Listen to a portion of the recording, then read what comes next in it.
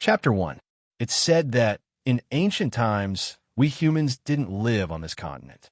Instead, we came from another continent far away. A long, long time ago, we humans were living a happy and carefree life on another continent. But at some point in time, some devils came to this continent and began to tempt humans. Gradually, under the influence of these devils, our humans became selfish, greedy, depraved, and then fought and killed each other endlessly. When the Almighty God saw all this, he was very sad and decided to punish us. Thus the God cast a curse, making it difficult for the land to grow crops. It was very difficult to harvest from the land. Even so, the humans still didn't repent. Instead, they became even worse. They were cold, selfish, and cruel. Humans were branded with the brand of original sin. At this time, the God began to regret creating humans. Furthermore, because the actions of humans had crossed his bottom line, his anger could no longer be contained. Thus, the God decided to launch a natural disaster to destroy humans and destroy everything. The natural disaster began to descend. All the volcanoes on the continent erupted at the same time. All the rivers flooded, and the rain never stopped. Lightning filled the sky, and the earth began to crack. Humans were met with a disaster. As the God's messenger, Noah couldn't bear to see this scene. Thus, he mustered up his courage and begged the God to retract his order and not bring disaster to humans. In order to save humans, Noah begged the God for 7 days and 7 nights. He knelt and didn't get up. His sincerity finally moved the God. When the God saw the tragic state of the continent, he also felt some regret. However, it was already too late. The natural disaster had already occurred. The entire continent was devastated, and it was like hell. This continent was no longer suitable for humans to live in. In the face of all this, the God was powerless. In the end, it was Noah who thought of a way. He built a ship. This ship was about 300 kilometers long, 50 kilometers wide, and 30 kilometers tall. It was a super huge ship, so big that it was unimaginable. Noah named it the Ark. He put all the living creatures, humans, and even birds and beasts that were still alive into the ark. On one hand, it was to take refuge, and on the other hand, it was to find a new continent suitable for humans to live in. The ark traveled for many days, and all we could see was an endless sea. We couldn't see any land at all. It made us feel hopeless. Even Noah felt very depressed. After another 10 days, Noah opened the window of the ark and released a crow to gather information, but the crow never returned. Noah released another pigeon, but the pigeon couldn't find a place to land in the vast sea, so it flew back to the ark. After another 7 days, Noah released the pigeons again. At dusk, the pigeons flew back with olive leaves in their beaks. It was obvious that they had pecked the leaves off the trees. After another 7 days, Noah released the pigeons again. This time, the pigeons did not return. This means that they have finally found land. Noah was very happy to have found a new continent, so he led the humans to live and reproduce on this new continent, living a happy life. As for Noah, he became a hero and a legend. He was the savior of mankind. People named this new continent after him, which is the land we are standing on now, the continent of Noah. His name was even written into the calendar.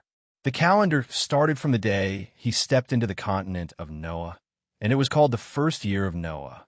In the west of the continent of Noah, in a place called Maple Leaf Town, under a banyan tree beside a bluestone road, a white-haired old man was telling a fairy tale vividly. Beside him, a group of children around 11 or 12 years old were listening to him attentively. In the middle of this group of children, there was a figure that did not fit in. It was a child who looked particularly thin and weak. His big eyes were blinking, and he had long been fascinated by the story. Unlike the children beside him, due to long-term malnutrition, his body was particularly thin. Instead, it made his skull look particularly big, looking like a little radish head. His clothes were much more tattered than the average child. The most conspicuous places were patched up, and there were a few holes in some places, revealing his fair skin. His hair was also messy. The old man was a resident of Maple Leaf Town. He was telling the story of Noah's Ark to these children. The authenticity of this story could not be verified, but it was very widely spread. "Grandpa, you said that Noah's Ark was a big ship. He carried the people of the entire continent. How big was this ship?" Just as the old man's saliva was flying everywhere, he was interrupted by an untimely voice. The old man looked and saw that it was the skinniest child. His name was Ron. The old man was interrupted by Ron's words, but he was not angry at all. He said with a smile, "A ship that could carry all the people and creatures must be very big. It's so big that you can't imagine it." Ron said softly, "Oh," and then asked with interest, "Then how did Noah know which direction to go to find the new continent? What if he couldn't find it?" The old man was obviously stumped. He had never thought about this question before. He stammered, "There must be instructions from the gods." When he said this, the old man was not sure. In the legend, there was no such thing. Since the gods are omnipotent, why didn't they restore the original continent? Wouldn't that be better? Also, all the creatures on the continent are on that ship. How do they live? What do they eat? Is there food on the ship? How long can it last? Ron tilted his head and asked.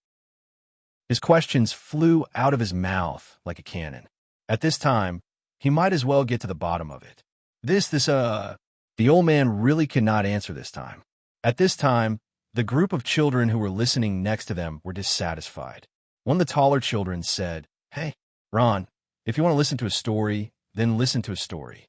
Why are you asking so many questions? Go away, go away. We are listening to a story. Why are you joining the fun?" "Yes, even if you don't want to listen, we want to listen," these children shouted and began to drive Ron away. Their eyes showed a look of disgust. It was not because of anything else. Ron was a famous street child in Maple Leaf Town. He only had a crippled grandfather to rely on. To put it bluntly, he was a beggar. Although these children who were listening to the story were not born into rich families, they were still children of commoners. In terms of status, they were much higher than him. Naturally, they looked down on the beggar Ron. Seeing the children arguing, the old man lost interest in telling the story. He stood up and patted the dust off his body. He said, "Today's story ends here. Everyone can go back." After that, he ignored those people and turned around to leave. Although the children were reluctant to part, there was no story to listen to, so they dispersed in a hubbub, leaving Ron standing there alone. The autumn wind blew, blowing a few leaves. Ron stood on an empty road and could not help but feel a trace of coldness. He could not help but tighten his clothes and said to himself, "That's it. I haven't finished asking my questions. What happened to Noah in the end? Where's the ark now?" Alas, he shook his head helplessly. As a street child, Ron did not know how many people had rolled their eyes at him since he was a child. Ridicule had made him numb. It was just that he did not finish listening to the story, so his heart was somewhat regretful. Ron looked up at the sky. There was still some time before the sun went down. His mind was active again. "Hey, it's still early. I'll go to the Maple Forest Ancient Road to try my luck." Then, Ron ran in the direction of the Maple Forest Ancient Road. The Maple Forest Ancient Road was the only way to and from Maple Leaf Town. Countless adventurers would pass through here. The place Ron wanted to go was exactly here. The Maple Forest Ancient Road was covered with fallen maple leaves. The autumn wind blew, blowing a withered yellow. "Well, I'll just wait here for a while." Ron looked around and found a clean place to sit down. He looked at the empty Maple Forest Ancient Road vigilantly. His ears were erect, as if he was waiting for something. Maple Leaf Town was located in a remote place. It was not a lively place.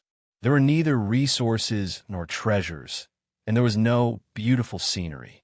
The only thing worth seeing was the falling maple leaves in autumn. However, this obviously could not attract adventurers. The number of people who walked through the Maple Forest Ancient Road every day could be counted with 10 fingers. It was normal that no one passed by for a day. The life of the townspeople of Maple Leaf Town was peaceful, like a pool of stagnant water. The townspeople worked every day at sunrise and rested at sunset. Their lives were dull and fulfilling. The folk customs here were very simple. Even for penniless wanderers like Ron and his grandfather, The townspeople of Maple Leaf Town did not drive them away violently. They even extended a helping hand. Whoever had leftovers would take the initiative to give them. Over the years, Ron could be said to have grown up in Maple Leaf Town. However, due to poor nutrition, he had never grown tall. He even looked a little thin and weak. In this way, Ron and his grandfather lived in Maple Leaf Town. They lived in the only river in the town, under the bridge by the side, and casually built a shelter. His grandfather was called Zachary. His legs were disabled, and he couldn't walk. Naturally, he couldn't do any work. Every day, he used his hands to push a four-wheeled flatbed cart to the bridge, waiting for the townspeople to give him alms. In Maple Leaf Town, you could basically get some leftovers every day. Sometimes, during festivals or when the townspeople had happy events, you could get a few copper coins as a reward. Ron, on the other hand, would help the townspeople with some chores in the morning. He didn't get paid, but it was already good enough that he had a meal to eat. In the afternoon, he would come to this maple leaf ancient path and wait quietly. He would wait until the sky turned dark before reluctantly returning to his simple and crude home. Since Ron was 8 years old, this habit had been persisting for 7 years. Until now, Ron was already 10 pornographic novels. 5 years old. What was he waiting for? Chapter 2. At this time, a traveler came from afar on an ancient maple path. This traveler was wearing a black robe and a hood. His whole body was covered by a black cloak, and his face was covered with a black veil. Only a pair of eyes could be seen, vigilantly staring ahead. If it wasn't for the azure magic staff in his left hand, no one would know his profession. Obviously, this was a magician, and seeing that he was alone, one could tell that he was a wandering magician. Search for the latest updates here. It was said that magicians generally didn't act alone, and most of them had followers. If one encountered a wandering magician, one had to be careful because such magicians were often very powerful. The ancient maple path was very calm in the afternoon, and from time to time, there would be a few birds chirping, adding a sense of serenity to this small forest. After crossing that bridge, we will enter Maple Leaf Town. This way, we can have a good rest. The black-robed magician's eyes showed a trace of a smile. After several days of hurrying on the road, he was a little tired. Suddenly, the black-robed magician stopped abruptly and looked around vigilantly. His face sank. "Who is here? Come out." The forest was still very quiet, and the only answer he got was the rustling sound of the wind blowing through the leaves. The black-robed magician frowned and took a step forward. The magic staff in his hand fiercely slammed down, and he sternly shouted, "Who is here? Come out quickly. If you don't come out, don't blame me for being impolite." With that, he waved his hand and was about to condense magic, which was the prelude to an attack. "Sir Magician, please calm down." At this time, from the grass beside him, a thin and small figure was awkwardly drilling out. The person who came was Ron. He rolled to the front of the magician, showing a humble expression, nodding and bowing as he said, "Respected Sir Magician, please calm down. My name is Ron, a resident of Maple Leaf Town. I salute you here." With that said, he performed the standard etiquette of the Noah continent. "Damn, you scared me. I thought it was an enemy." Seeing the beggar-like Ron, the black-robed magician cursed in his heart, but he also let down his guard. This child won't be in any danger. He put away his magic staff and said impatiently, "Humph, you little rascal. Why are you hiding there so sneakily?" If it wasn't for the fact that Ron was just a child and couldn't be bothered to argue with him, he would have already scolded him. "It's like this, respected Mr. Mage. Ron has a favor to ask of you." Ron said nervously, "I want to learn magic. Please accept me as your disciple." Ron sincerely knelt on the ground and walked to the wandering magician on his knees. His whole body prostrated at the magician's feet and gently kissed his boots.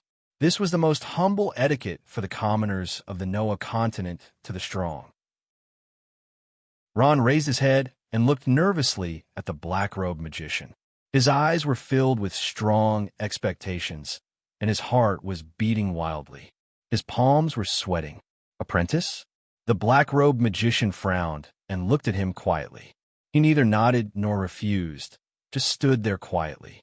He's considering? He's actually considering? Will he agree? Will he accept me as his disciple? Ron's heart was in his throat, and there was a glimmer of hope in his heart. Humph! The black-robed, wandering mage snorted softly, turned around, and left without saying a word. It was as if he had never seen Ron before. He didn't pay any attention to Ron's request. He didn't even have the interest to look at him, let alone say a word. Looking at the magician's back, Ron's hopeful eyes suddenly dimmed. He knew that he had failed again, and his face was full of disappointment. AI failed again. Ron sighed and stood up silently. How many times has it been? Counting it, it's 75 times. I've actually been rejected 75 times. I'm really not popular. Ron said self-deprecatingly. He patted the dirt off his body and returned to the place where he was sitting just now. Although Ron was just a homeless child with nothing, he also had a dream, which was to become a great magician. But for him, it was simply impossible. It was not easy to learn magic in the Noah continent. First, he had to go to a specialized school to learn magic. But the tuition was not something that ordinary people could afford, not to mention the penniless Ron. Of course, to learn magic, one didn't have to go to school. If one wanted to learn something, as long as someone was willing to teach, then there was no problem. Anyway, it was all the same. But who would want to spend the effort to teach a little beggar? So in these 7 years, Ron had been lying in ambush here countless times, waiting for an opportunity.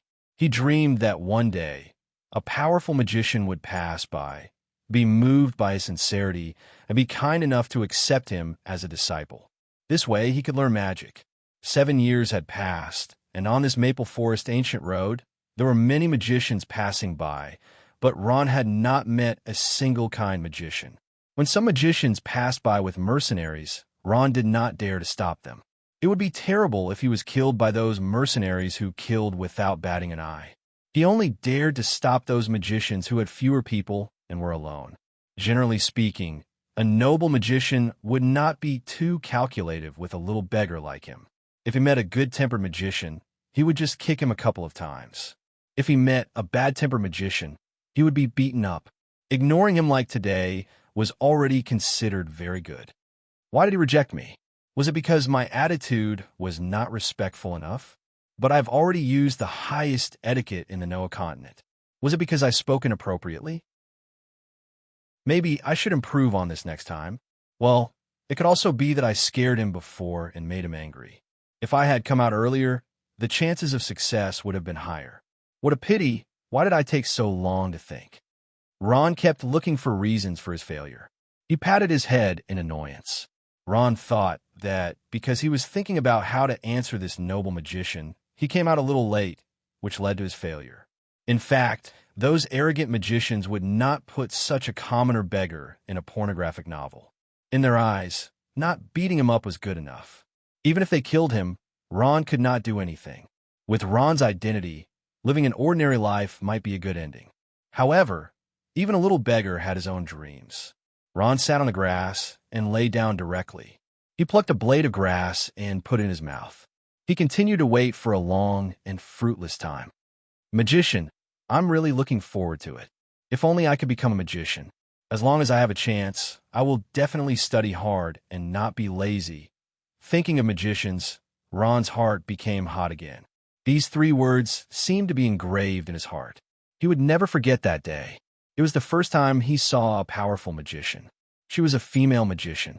He saw her gently wave the magic staff in her hand, and a ball of hot flame appeared in her hand.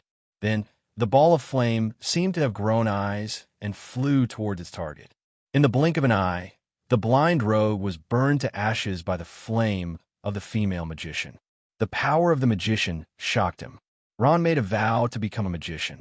Am I destined to be unable to become a magician in this life? Ron thought. His pitch-black eyes looked helplessly at the blue sky, as if the sky would tell him the answer.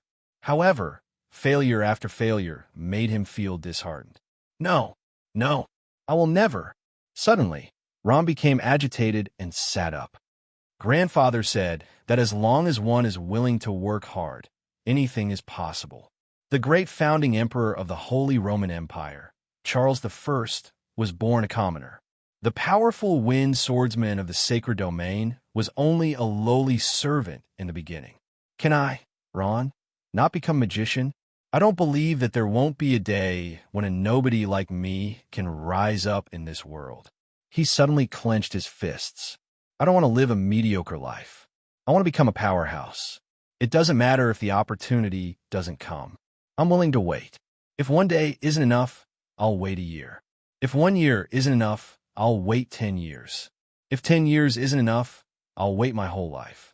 If I don't believe that I can become a magician. Suddenly, Ron stood up. He cupped his hand around his mouth and used all his strength to shout to the sky. I, Luo, will definitely become a great demon sorcerer. Ron's voice echoed in the valley, as if mocking him for his unrealistic thoughts. After shouting, Ron's confidence seemed to have rekindled. He looked at the sky. It's still early. Why don't we wait a little longer? Maybe there will be magicians passing by. He burrowed into the grass again and found a place to sit down. He continued to pay attention to the ancient maple path. Unfortunately, by the time the sun set in the west, there was not even a shadow of a person on the ancient maple path, let alone a magician.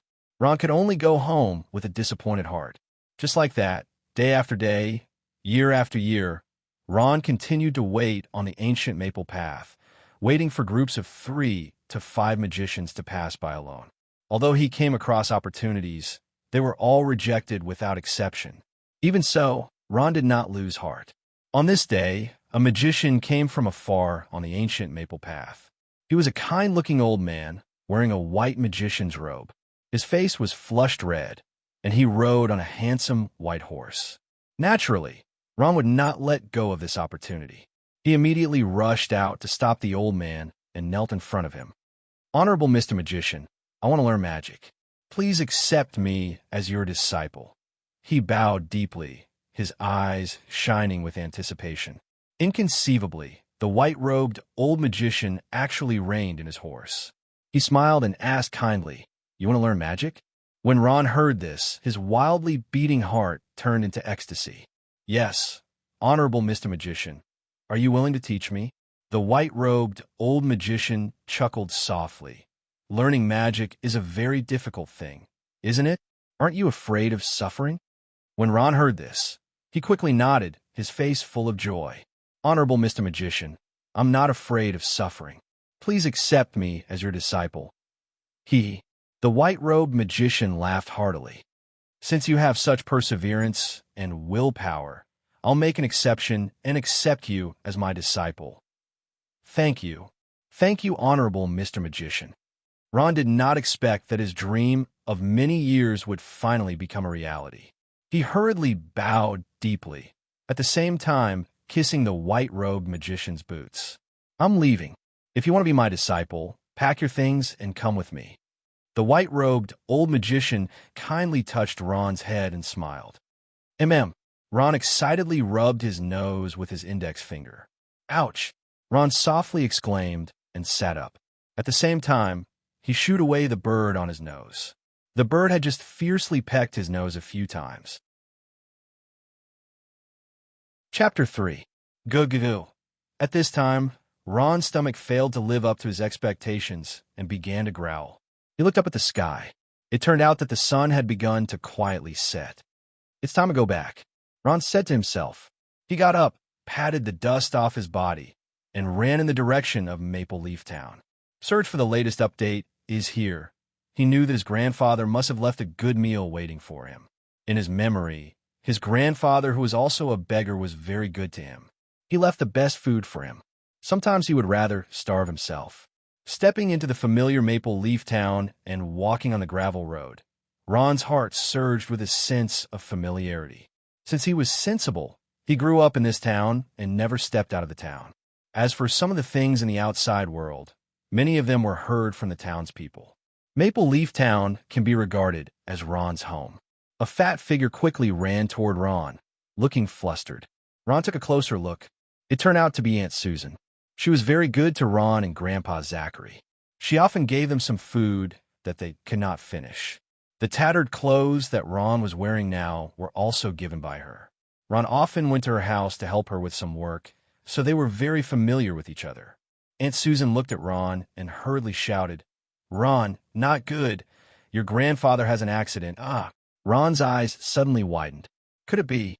Ron's heart had a bad premonition. Grandpa's health has always been poor, especially since autumn. He coughs obviously more, and sometimes he can't sleep all night. Ron's first thought was that his grandfather's condition had worsened. He hastily greeted Aunt Susan and hurriedly ran in the direction of his home. On the stone bridge of Maple Leaf Town, several luxuriously dressed youths were surrounding a grizzled-haired old man. They were constantly heckling. Nearby were the townspeople of Maple Leaf Town. Their faces were full of anger, but no one dared to step forward to stop them. At a glance, one could tell that those youths were aristocrats from their clothes, demeanor, and temperament. One of them was known to the townspeople. It was Chitterly from the Naka Manor, not far from Maple Leaf Town. Young master, there were two others. One was wearing blue clothes, with golden hair and an arrogant demeanor. The other one was wearing black clothes, with dark brown hair, an aquiline nose, and a somewhat gloomy smile. They were young Master Chitterly's friends, and seemed to be aristocrats. There were also several servants standing beside them. "Young masters, I was wrong.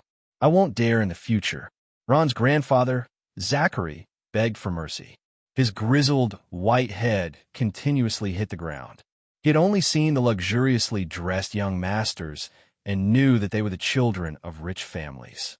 Therefore, he had the courage to go forward and beg. But he hadn't thought that he would accidentally dirty one of their clothes. Actually, those few aristocratic youths were idle and bored. They came to Maple Leaf Town to stroll around and see if they could find some fun. They didn't think that they would run into someone who didn't have eyes. It just so happened that someone had delivered themselves to their door to entertain them. "Old man, do you know how much my clothes cost?" "At least 7 gold coins." "You old thing, you can't even afford a button of mine. Now that you've dirted it, what do you say we do?" The blue-clothed youth fiercely said. The blue-clothed youth was called Jordan. He was the successor of the Holy Roman Empire's Salter family and also Chitterly's cousin. He had come to visit his uncle on his mother's orders. Today, he had followed Chitterly to stroll around and came to Maple Leaf Town because he had nothing better to do. Seeing the dirty black handprints on his luxurious clothes, Jordan only felt a wave of disgust. As a noble, he had been unclean since he was young. Besides feeling disgusted, he also felt that his noble dignity had been challenged. He could only vent his anger on the pitiful old man in front of him. "Hee, Cousin Jordan, why are you saying so much nonsense? Look at this lowly commoner. He's penniless and probably can't afford the compensation." Chitterly jeered from the side. The sinister-looking youth at the side said with a sinister smile, "Poor little Jordan, it looks like you'll definitely suffer a loss." As a noble, Jordan was proud and arrogant. He sneered and drew his sword with a swish. "Chitterly, you're right. Since you don't have the money to pay, then don't blame me for being impolite. Did you know? Everyone has to pay the price for their actions. You're no exception," Jordan said with a sinister smile. Jordan's long sword flashed with a demonic blue light and emitted a bone-piercing chill. One could tell at a glance that it wasn't an ordinary item. That sword kept pointing at Zachary's body. Zachary trembled in fear while the group of youths watched and laughed. Chitterly glanced at the long sword in Jordan's hand and couldn't move his eyes away. With an envious expression, he smiled and said, "Cousin Jordan, how about this? You kill this lowly commoner and vent your anger. He can't afford the compensation anyway." Right. Mackinch clapped and laughed. "Okay." Jordan smiled and raised the sword in his hand, ready to chop. "No, young master, spare my life." Zachary was terrified and fell to the ground. His lame legs kicked powerlessly and the four-wheeled flatbed underneath him flipped over. His eyes were filled with fear. "Ha!" A few of the noble youths laughed crazily. Their laughter was filled with pride as they looked at the angry townsfolk who didn't dare to step forward. "Just kill him. He's a lowly commoner anyway. His death isn't worth pitying," Chitterly said agitatedly. He stuck out his tongue and licked his lips. His eyes flashed with a cruel light. He was looking forward to seeing the blood splatter. Kill him. Seeing the old man's frightened and helpless gaze, Jordan's eyes flashed with a trace of hesitation. As a noble, killing a commoner wasn't a big deal. At worst, he could settle it with some money. Killing people like beggars wasn't a big deal. However, although Jordan wasn't afraid of trouble, he was still a 16 or 17-year-old youth. He couldn't bear to kill someone for no reason. Jordan raised his sword but hesitated whether or not he should chop down. What? He wants to kill someone? No way. He wants to do such a small thing. One of the townsfolk was shocked and angry. What can't those nobles do? Another townsfolk was indignant. If only I were a noble. Look at how impressive he is. Some of the townsfolk had envious gazes. The townsfolk started to discuss. A few strong young men couldn't stand it anymore and wanted to stand up to stop them. However, they were stopped by some of the older townsfolk. Don't go. They're all impulsive, noble children. They're capable of doing anything. Seeing that the young man still wanted to show off, the old man added, "Those young masters are at least beginner swordsmen. You're no match for them at all." Hearing this, many people hesitated and began to shrink back. These nobles had the right to receive education since birth. They learned chi, swordsmanship, and even magic. Judging from the strength of these young men, the townsfolk of Maple Leaf Town had no ability to stop them from doing anything. 16 or 17 years old was the age of impulsiveness. Coupled with the protection of nobles and the protection of strength, they could do whatever they wanted. In short, if they killed you, there was no way to get justice. Who would be so stupid as to rush to their deaths? How about it, Jordan? Jordan, you don't dare to do it? Seeing that Jordan was hesitating, Mackinch mocked. When did my little Jordan become so timid? If you don't dare, let me do it. My Shurjean family isn't afraid of this little trouble. Who are you saying doesn't dare? Jordan was stung by Mackinch's words. He gritted his teeth. In that case, I'll kill him for you to see. I'll prove that I, Jordan, am not a coward. That old beggar is finished. Some of the townsfolk turned their heads and closed their eyes. They couldn't bear to watch this scene. When Ron ran to the bridge in Maple Leaf Town, he found that things were different from what he thought. It turned out that his grandfather wasn't sick. Ron saw his grandfather on the ground. The young man's face was full of murderous intent. His eyes turned red. "Don't hurt my grandfather." The skinny Ron suddenly rushed out from his side. He didn't know where the strength came from, but he pushed the young man in blue, Jordan, and staggered. Jordan was unprepared. He was pushed back a few steps and fell to the ground. "Grandpa, what's wrong with you?" Ron didn't care about the other noble young masters. He first helped his grandfather up. "Ron, I'm fine." Zachary was a little frightened, but fortunately, there was nothing serious. Seeing that the old beggar had escaped, the townsfolk were relieved. At the same time, they were nervous. Ron had offended the noble young master. What should they do? "Jordan, are you okay?" Mackinch helped him up and pretended to be concerned. "Why are you so careless?" "Go away." Jordan was pushed by Ron and fell. He made a fool of himself in front of everyone. He stood up angrily and gritted his teeth. "Beat him. Beat him to death." When the lackeys received the order, they immediately rushed forward and punched and kicked Ron. Bang, bang, bang. Jordan lost face.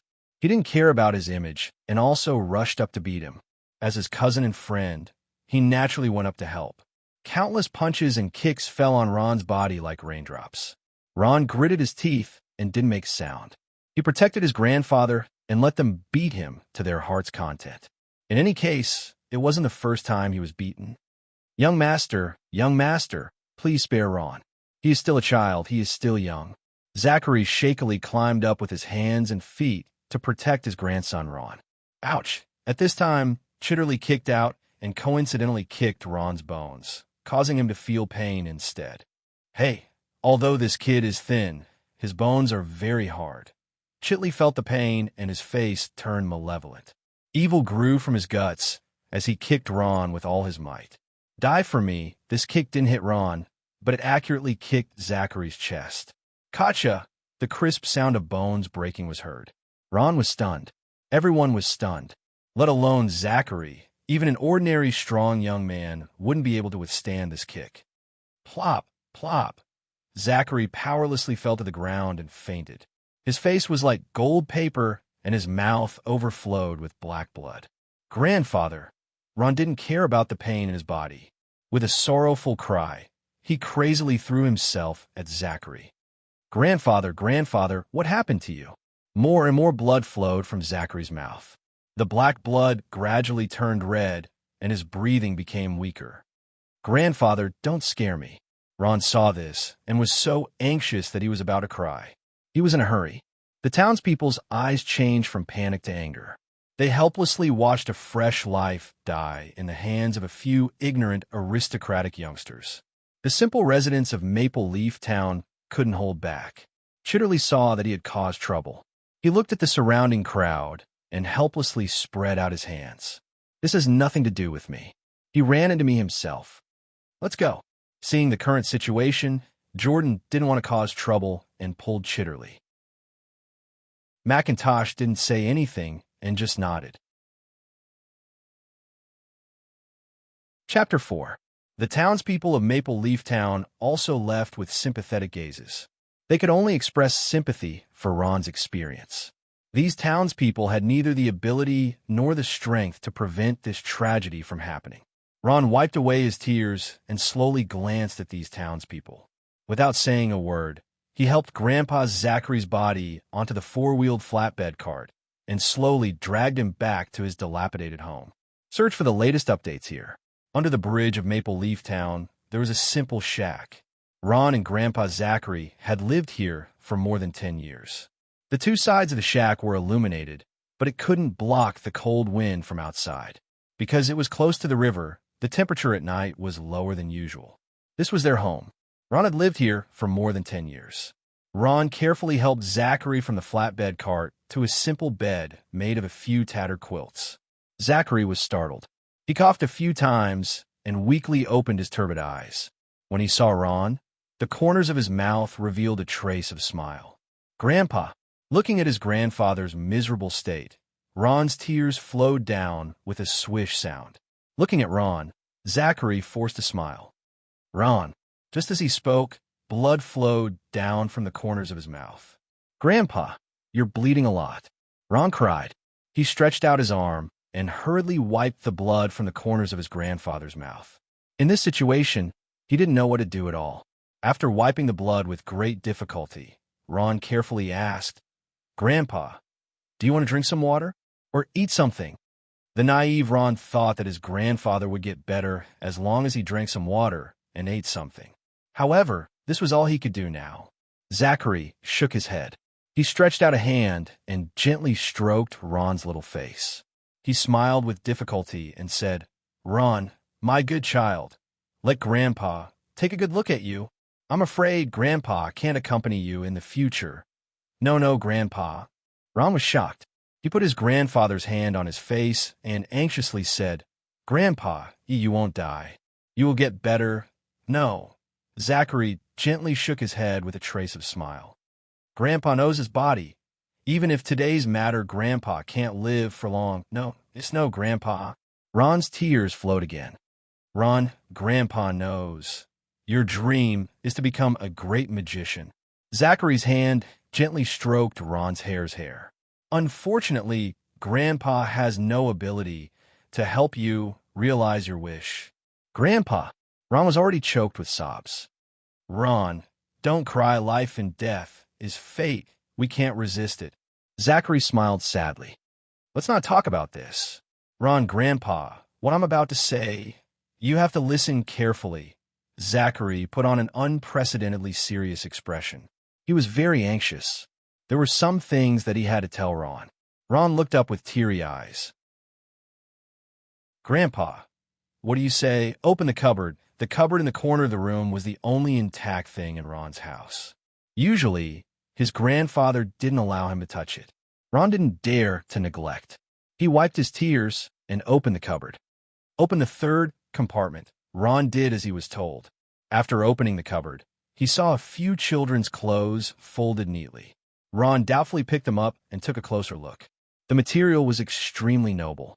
He didn't know which aristocrat used it to wrap babies. Inside the clothes, there's something, take it out. Zachary's voice was much lower, and he seemed to be in a hurry. He didn't have much time left. Ron took out a necklace from the clothes. The necklace was made of pure gold. Below the necklace, there was a pendant. The pendant was in the shape of a hexagram. In the middle of the pendant was a gem.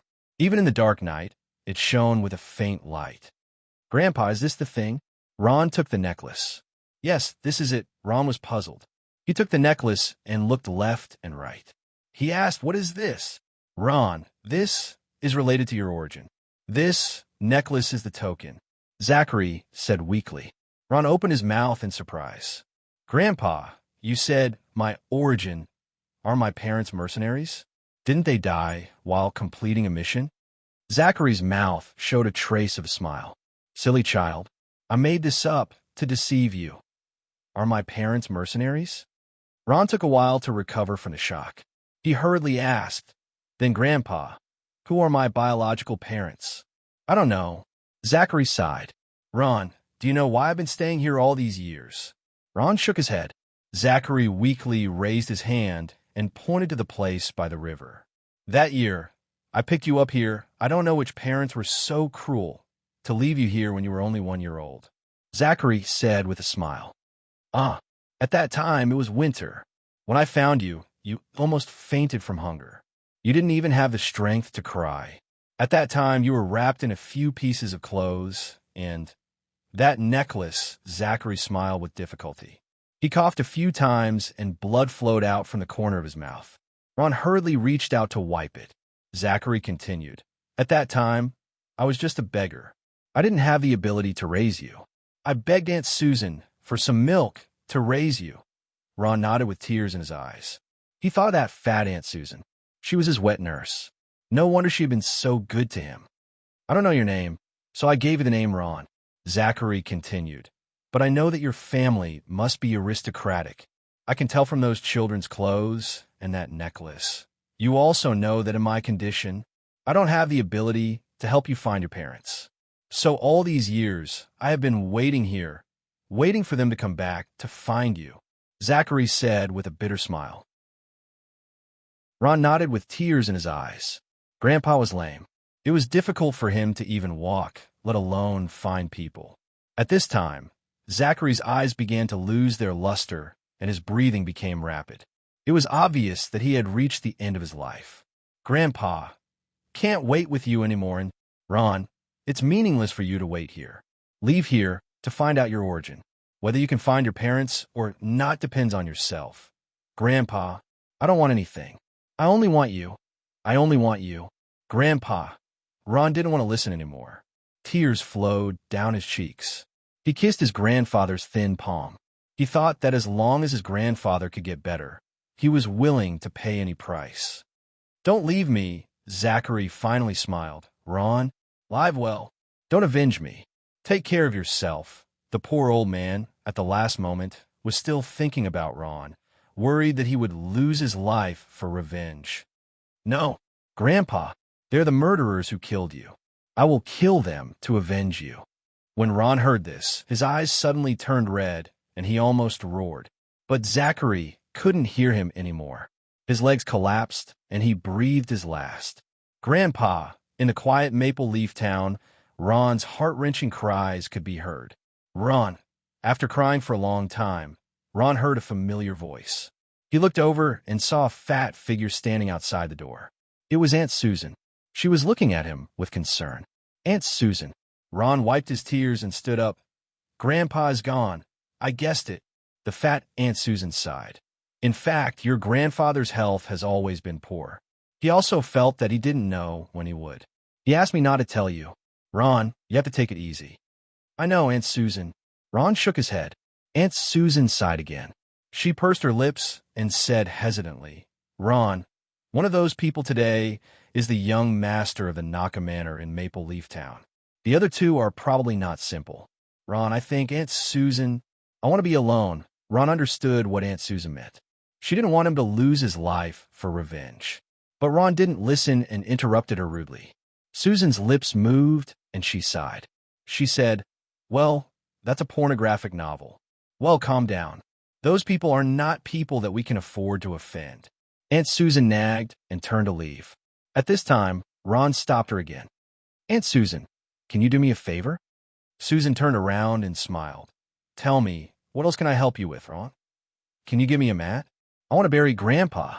Ron bit his lips and said, Okay. Aunt Susan nodded heavily and turned to leave. Ron felt very guilty. Grandpa had suffered a lifetime of hardship. When he died, he didn't even have a mat to wrap his body. It was all because he was poor. In Maple Leaf Town, under the cold moonlight, a small grave was piled up in the yellow soil. Grandpa Zaley's body was buried in the soil little by little. Buried together with him was a small four-wheeled flatbed cart. This was Zaley's last relic. Grandpa's grave was piled up by Ron with his own hands. He didn't use any tools. At this moment, his hand was cut open and dripping with blood, but he still didn't feel it. Grandpa, this is the wine that you have been treasuring and unwilling to drink. Today, Ron will give it to you. Ron opened a wine bottle and gently poured the wine on the ground. This was the lowest quality wine, but for Zaley, it was the most precious wine. He was reluctant to drink it. At this time, Ron was immersed in deep memories. In the cold wind, he muttered to himself, Grandpa, do you still remember? When we were young, you would leave the best food for me, and you would eat the worst food. Grandpa, at that time, snowflakes as big as goose feathers were floating in the sky, and the wind that blew could freeze people to death. I was so hungry that I couldn't stop crying. It was you who gave me the last piece of black bread. Ron looked at the sky. In the sky, the stars seemed to form Grandpa Zaley's face, looking at him kindly. It was as if he was saying to him, Ron, you have to become a magician and let Grandpa bask in your glory. At that time, Grandpa can proudly tell others that I have a magician grandson. My little magician, where are you going? Come back for dinner. Chapter 5.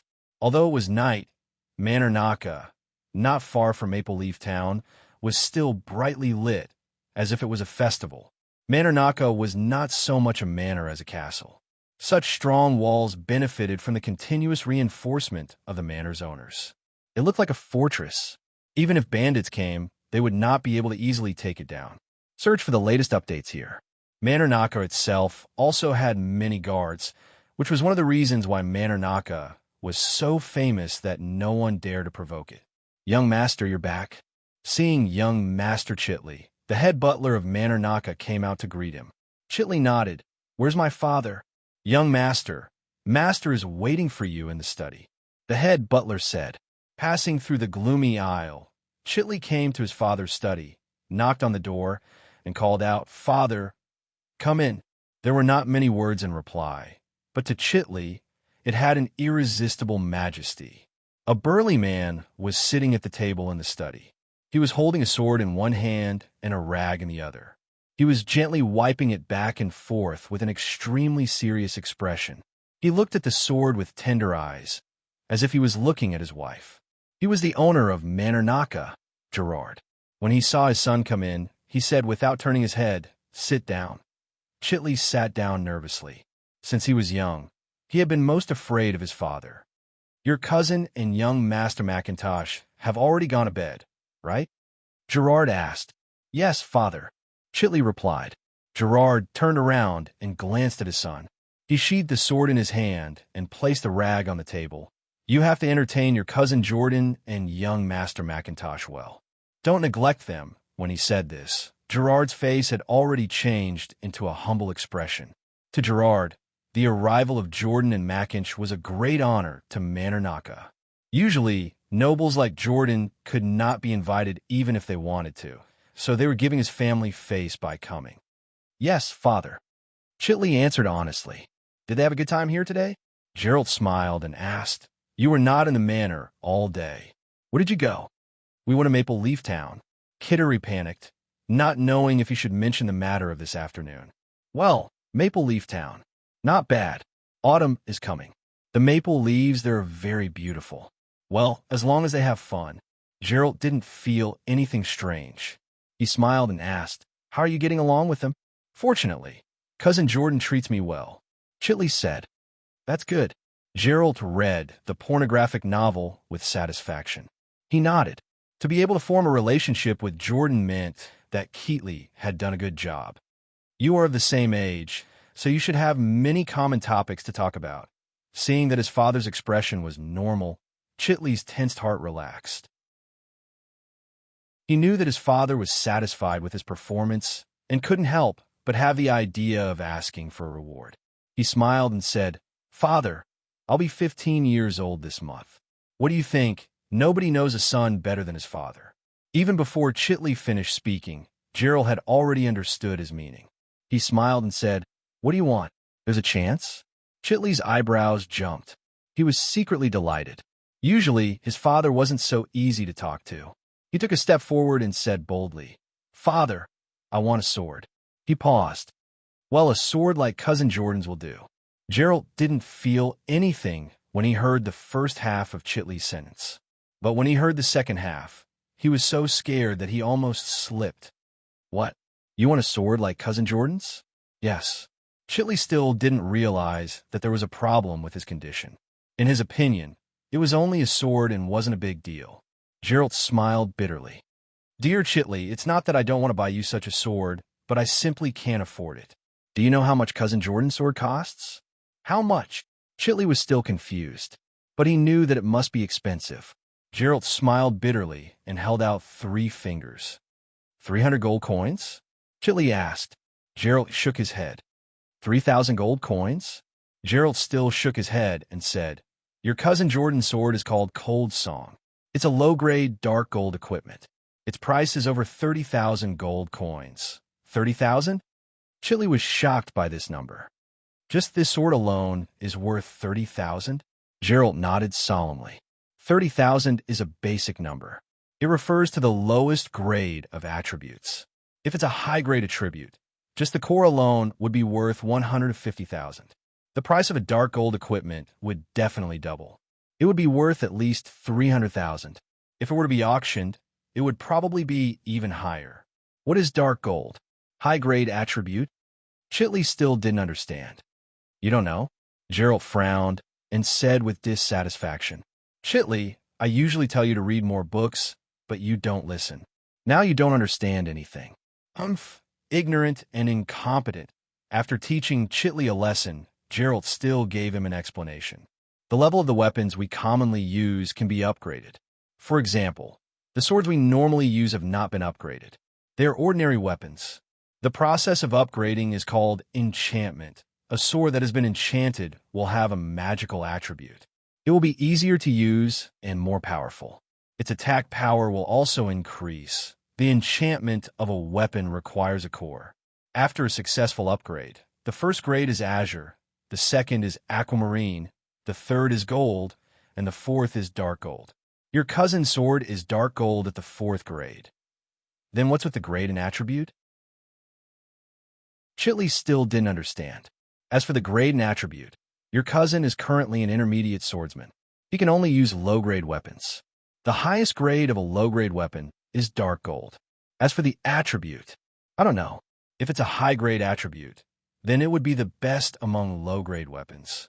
So the price of 300,000 gold coins isn't too high. Chitley thought for a moment and asked, "Why is the price difference between a weapon with a high-grade attribute and a low-grade attribute so great?" Gerald revealed a smile. "It's related to the price of essence cores. Think about it. LV4 essence core is 1,000 gold coins. A LV5 essence core is 2,000 gold coins. A LV6 essence core is 5,000 gold coins. Our family can't afford a LV6 essence core." He paused for a moment before continuing. "Moreover, the enchantment of a weapon isn't always smooth sailing. The probability of failure is very high. If you fail once, the core will be gone. This is equivalent to gambling.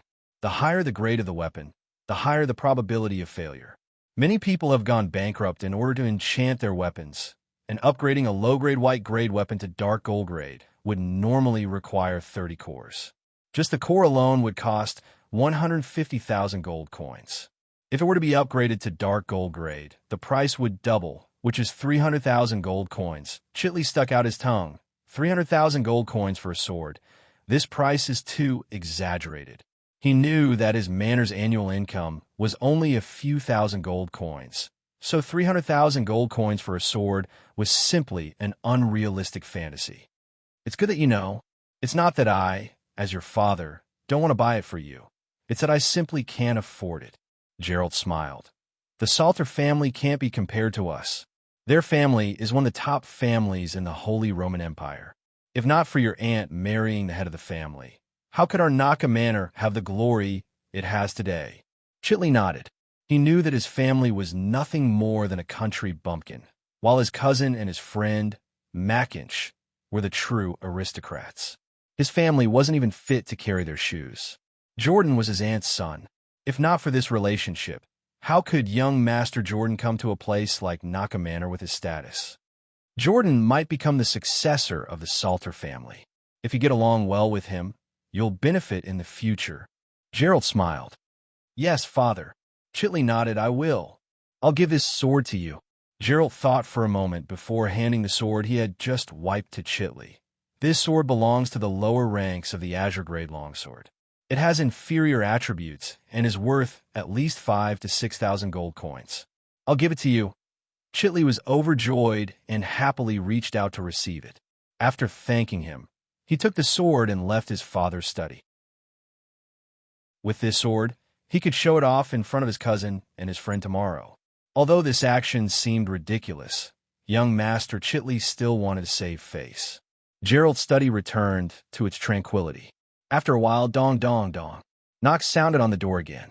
Come in. The one who came in was the Naka Manor's chief steward. Master, you're looking for me?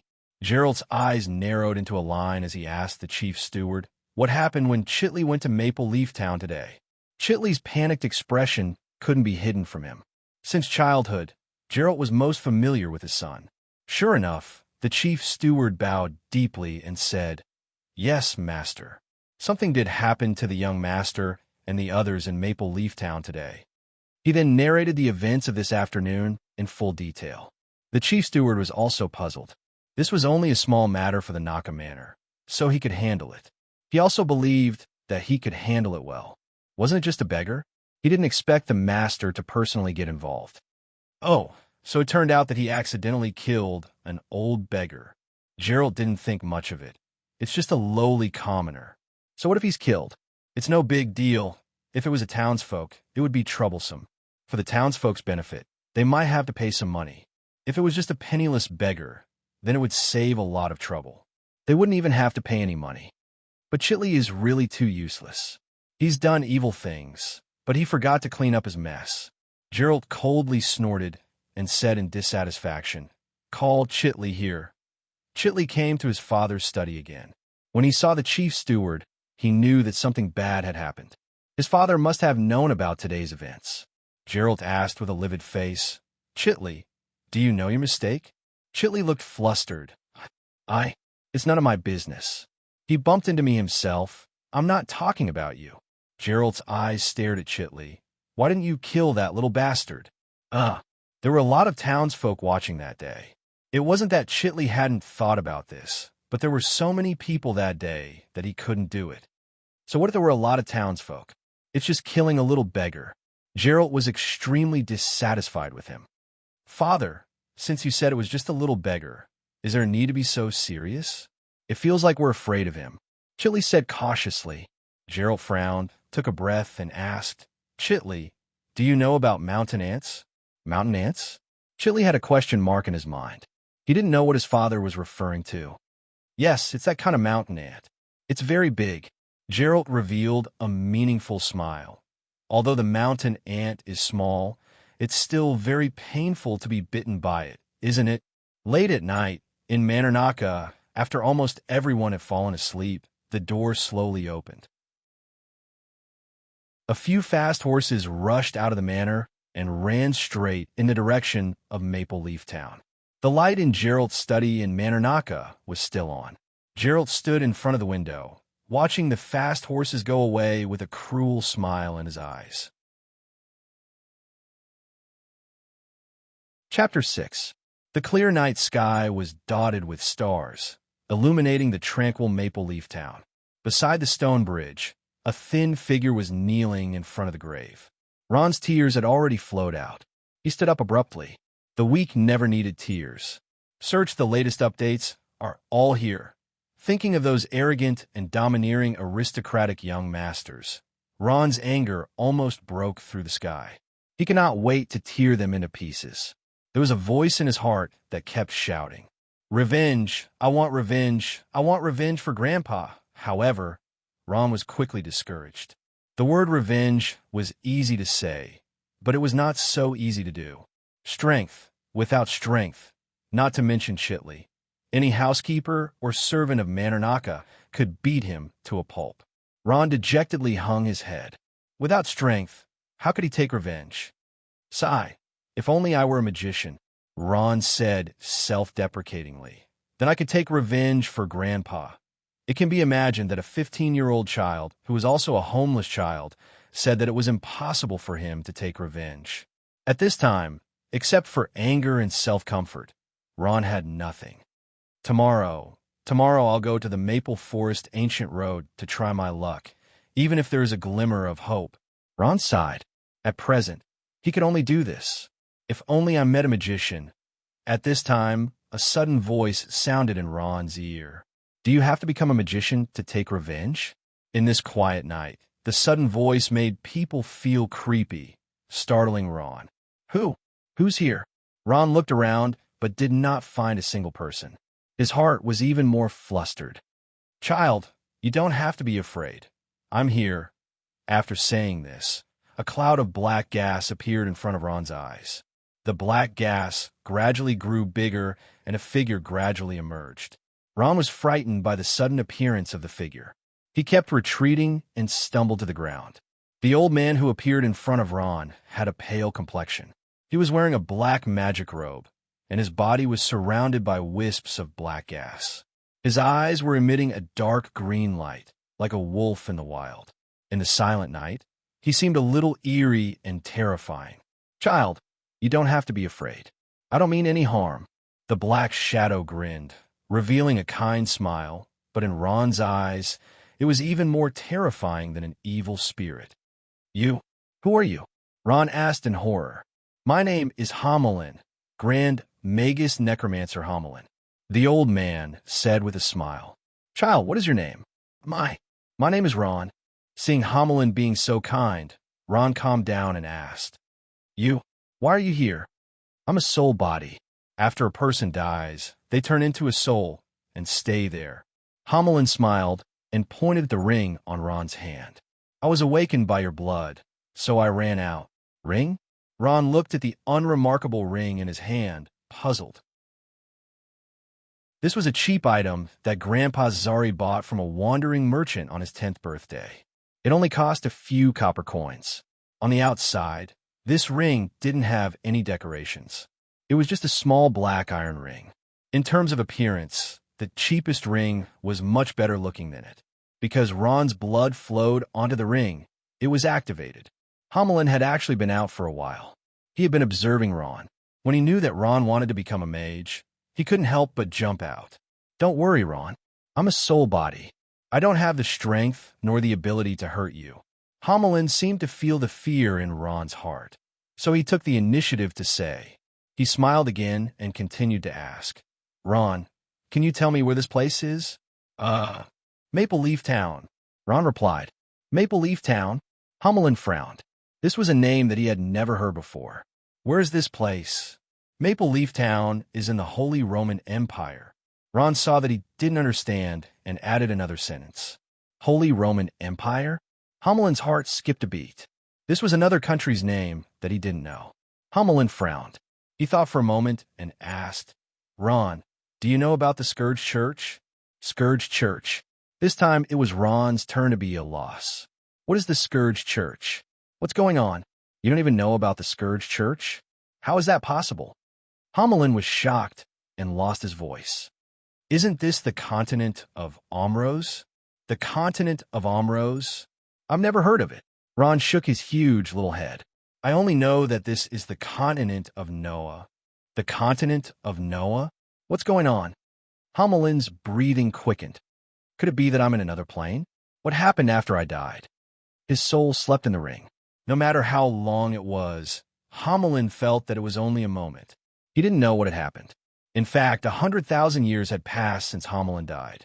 At this time, Ron also didn't know that in the mythical story that the old man in Maple Leaf Town told, the continent that was punished and abandoned by the gods was called Omros.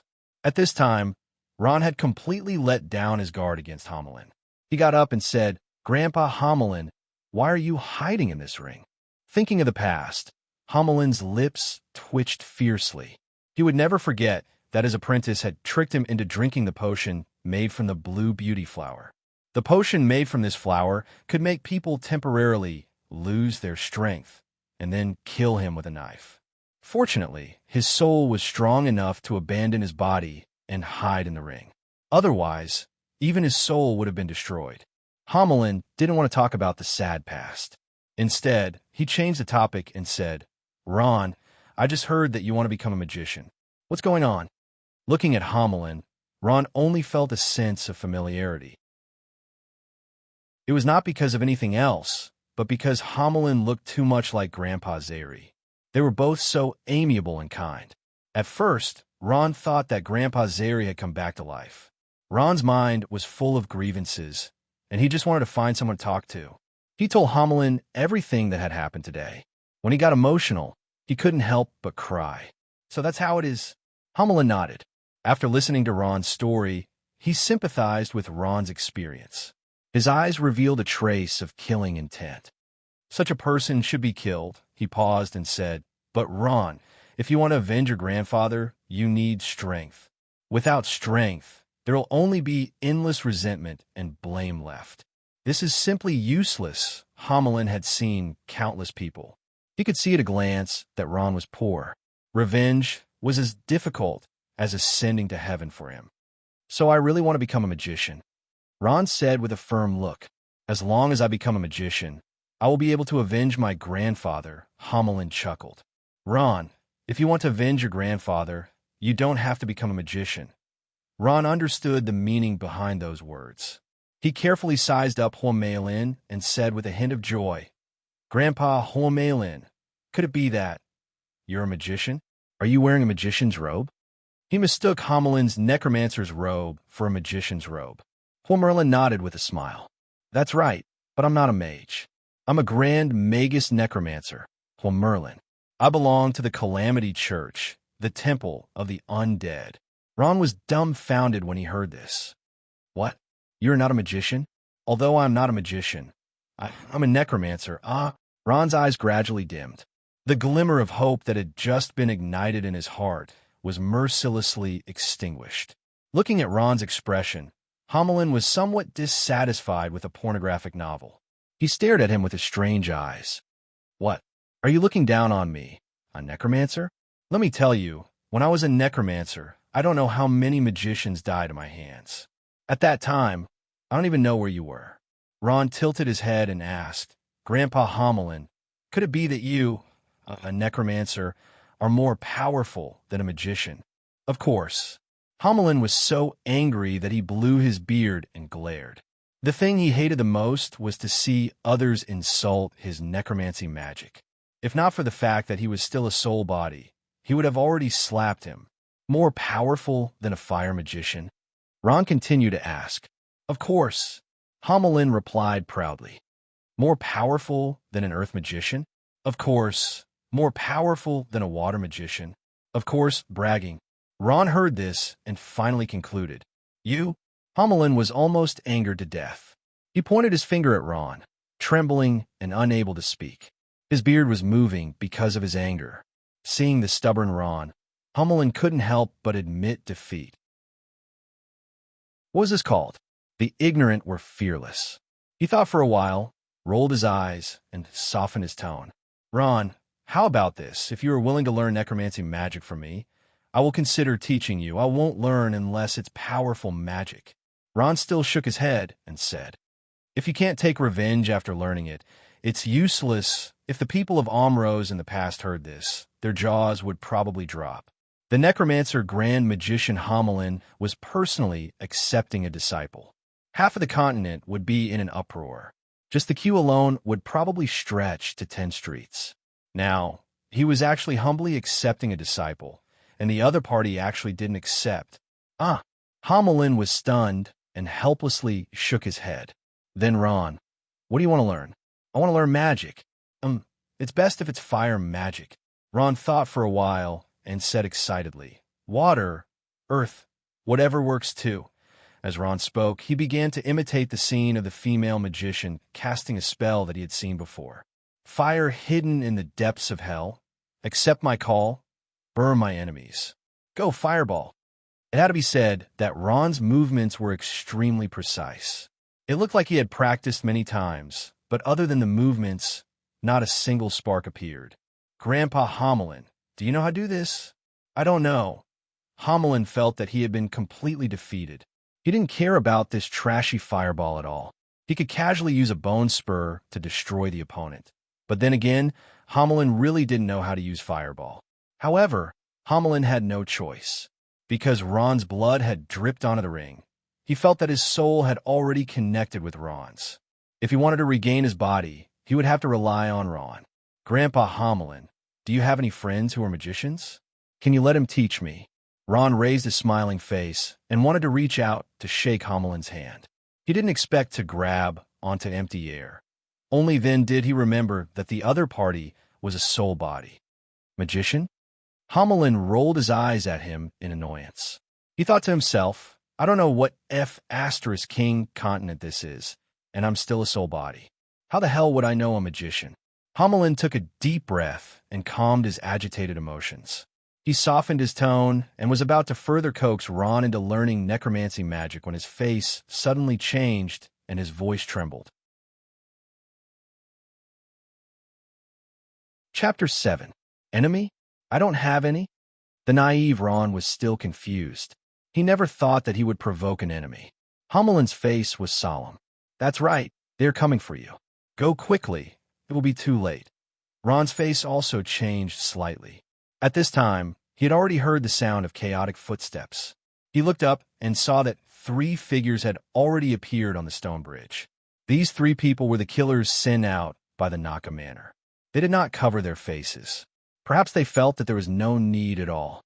Is this the child? A brown-haired man dressed in ordinary clothes with 2 short swords at his waist said. His eyes looked at Ron with some disdain. Yes, it's him. He is the one the boss appointed to kill. Another middle-aged man in blue said in a deep voice. He was the butler of the Naka Manor. Isn't it a bit of a fuss to send the 3 of us to kill this child? The brown-haired man was slightly dissatisfied. According to his idea, any one person would be enough. The man in black who had been silent nodded gently. His voice was hoarse and unpleasant to hear. Do it, third brother. Hurry up and complete the task that the boss gave us, and then go back to report. The brown-haired man smiled. But since it's the boss's business, then I'll reluctantly do it. He turned to Ron and grinned.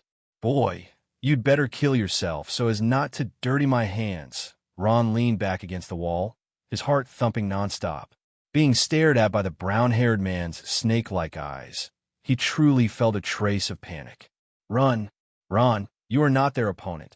Hamelin also saw that the situation was extremely unfavorable for Ron and hurriedly reminded him. Although these 3 people were not powerful experts and only had the strength of a trainee, it was enough to deal with an ordinary 13-year-old child. Are you from the Naka Manor? Ron was not a stupid person. He had always been kind to people and never had any enemies. The only ones who could cause conflict were the people from the Naka Manor. However, as naive as Ron would never understand why these people killed his grandfather this afternoon and why they came to kill him at night. Haha, smart. The brown-haired man smiled. He didn't put a child like Ron in his eyes and said with a smile, Yes, we are from Manor Naka. Why? Ron's hands were shaking, and so was his voice. You just killed my grandfather this afternoon.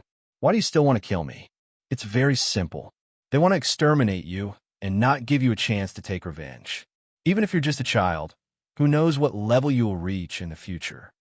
Hamelin was old and experienced, so he naturally knew what these people were thinking. Hee hee, this is the boss's idea. Kid, just accept your fate. The brown-haired man drew a short sword from his waist and approached Ron step by step. What's the point of talking so much nonsense with him? Hurry up and do it, lest something unexpected happens, the black-clothed man urged. Yes, boss. The brown-haired man didn't dare to disobey the black-clothed man's orders, so he tactfully shut his mouth. Die, kid. The brown-haired man raised the short sword in his hand and suddenly rushed toward Ron. The short sword gave off a faint cold light in the calm night.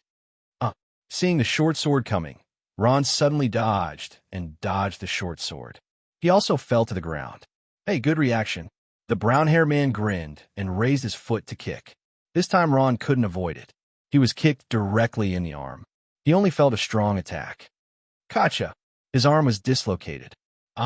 Ron was in so much pain that he broke out in a cold sweat, but he resisted the urge to cry out and staggered back several steps. Help!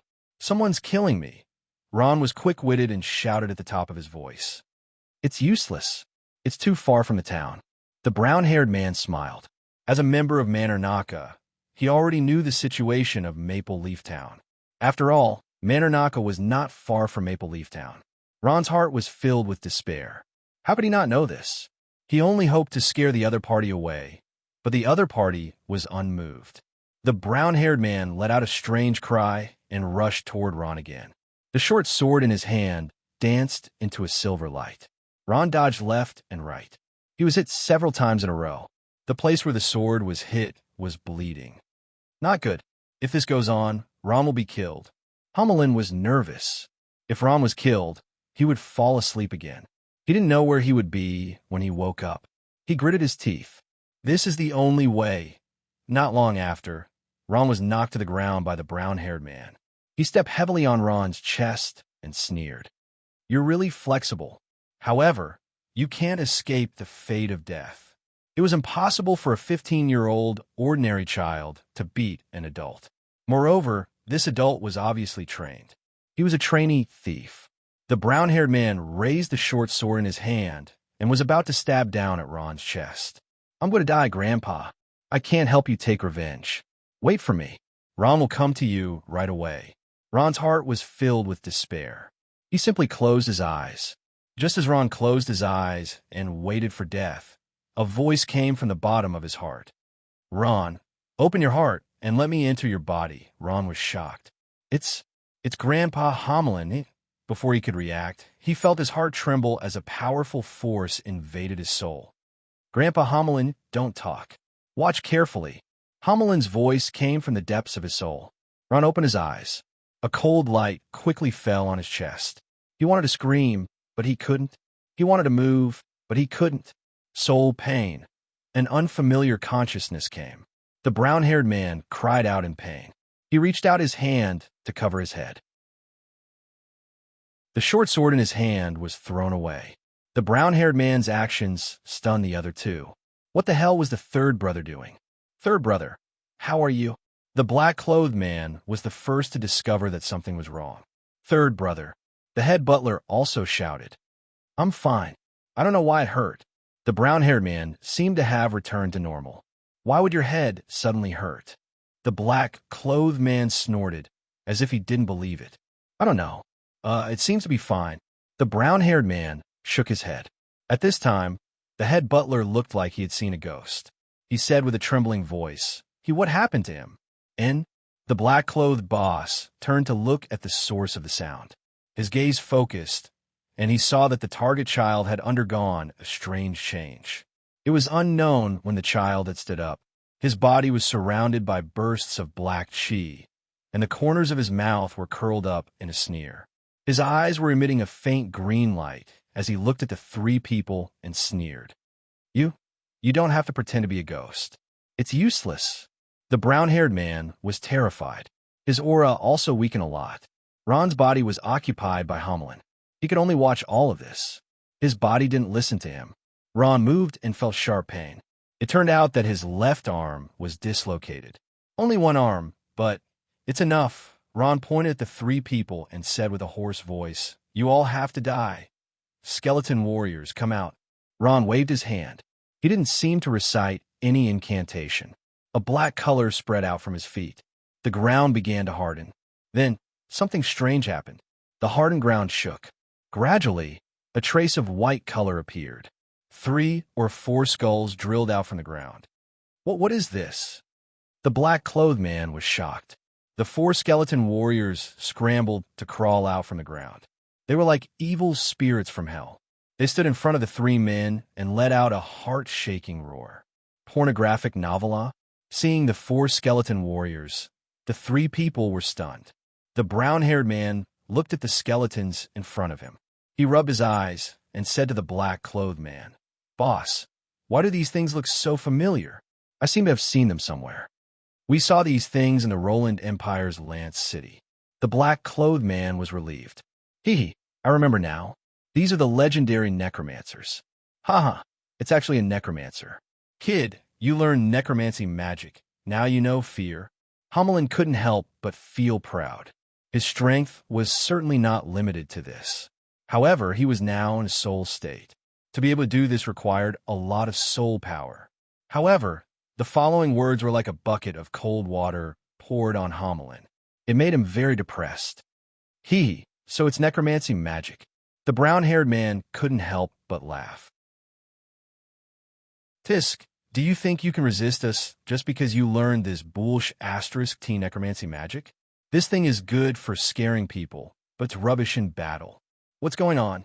The chief butler was still confused. He was from Manernaka and had never been to Land City. The black-clothed man sneered and said to him, "Lord Butler, if you haven't seen it, you'll be scared by this thing. In fact, this is necromancy magic, also known as the poor man's magic. Although it has the name of magic, it's actually useless. In Land City, you can learn it for 1 gold coin, and it's guaranteed to be taught." "Oh, I see." The chief butler suddenly understood. "Third brother, hurry up and kill this kid. Don't waste time," the black-clothed man said. "All right," the brown-haired man sneered. "Kid, don't play so many tricks. It's useless no matter what you do. Come here obediently and accept your death. F***, your grandmother." No matter how well-mannered Hamelin was, he couldn't help it. He had never thought that the powerful, mysterious, and terrifying necromancy magic would be labeled as rubbish magic. These people had repeatedly challenged his bottom line. Hamelin was extremely angry. He sneered and said, "Since that's the case, you could try the power of this rubbish magic. Charge. Slaughter these bastards." He waved his hand gently, and the 4 skeletal warriors pounced on the 3 men like soldiers who had received an order from their commander. Chapter 8. Don't panic. These skeletons don't have any ability to retaliate. Break it from me. The man in black was obviously experienced and knowledgeable. Go to hell. The brown-haired man sneered as he slashed out with his sword. The tip of the sword drew a silver light, and he imagined that this skeleton would be easily split into 2. Search for the latest updates here. *Clang. What the brown-haired man expected didn't happen. He only saw the skeletal warrior raise the bone sword in its hand and block the slash, causing slight sparks to fly. The brown-haired man was clearly stunned. What? At this moment, the second skeletal warrior had already circled behind him and raised the bone sword in its hand, slashing down.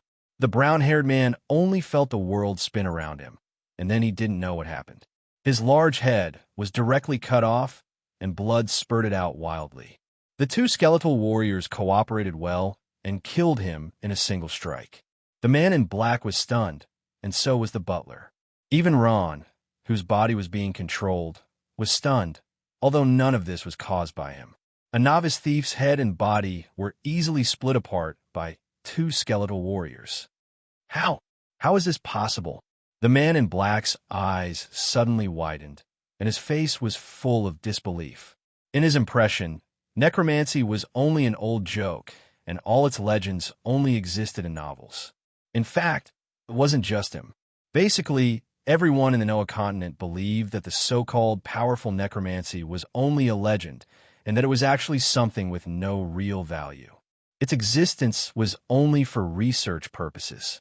The brown-haired man's corpse fell down powerlessly, and Ron saw the leader's terrified face. Impossible, absolutely impossible. How could a necromancer fight? The man in black's teeth chattered as he took a step back, his body trembling uncontrollably. His sixth sense told him that this child in front of him was extremely dangerous. "You next." Ron's hoarse voice sounded again, and he stretched out a hand, pointing at the man in black. The four skeletal warriors turned their heads in unison, their 8 eyes flashing with a faint green light as they aimed at him. With a strange cry, they fiercely attacked him. Not good. There was only one thought in the black-clothed man's mind, and that was to run as far away as possible, and never face this terrifying child again. "Hee. Do you think you can escape?" The possessed Ron smiled and made a gesture with his right hand, which could only move as he softly spat out 2 words, "Bone prison." The man in black only felt his body sink, and he didn't know what made his body slow down. Then his vision blurred, and a cage-like thing suddenly sprang out from the ground and tightly trapped him, unable to move. "What is this?" The frightened black-clothed man had a bad feeling. He grabbed the edge of the bone prison with both hands, but he was unable to break free no matter how hard he tried. "Chop it into pieces." The black-clothed man clenched his teeth, drew his sword from his waist, and fiercely slashed at the bone prison. Crack! He actually managed to cut a small hole in the prison. It could be opened. The black-clothed man was overjoyed. He was about to chop again, but he didn't know that a few black shadows had appeared around him. "No, don't." The black-clothed man already understood what he was about to face. The 4 skeletal warriors raised their swords and fiercely stabbed at him, who was trapped in the bone prison. The most terrible thing was that the black-clothed man found that he had nowhere to hide at this time. Bang, bang, bang, for swords pierced through him from different angles. Blood flowed from the corner of his mouth, and his eyes were filled with disbelief. Even in death, he couldn't believe that he would die at the hands of a useless necromancer. Is this still a necromancer? The black-clothed man's eyes were filled with unwillingness and a trace of puzzlement. The skeletal warriors didn't have any feelings. They only knew how to carry out the summoner's orders. They drew out their swords, and their green eyes once again aimed at the last person, the butler of the Naka Manor. The butler trembled all over. He knelt down with a plop and cried, "Sir, I was wrong. I know I was wrong. Please let me go. It's too late to admit your mistake now. I'll send you on your way." Ron, who was possessed by Hamelin, was not moved at all. The 4 skeletal warriors slowly approached the butler. When the butler knelt down, an imperceptible cold light flashed in his eyes. And this cold light happened to be caught by Hamelin, who had seen countless people. Just when the butler thought that the other party had relaxed his vigilance, he moved.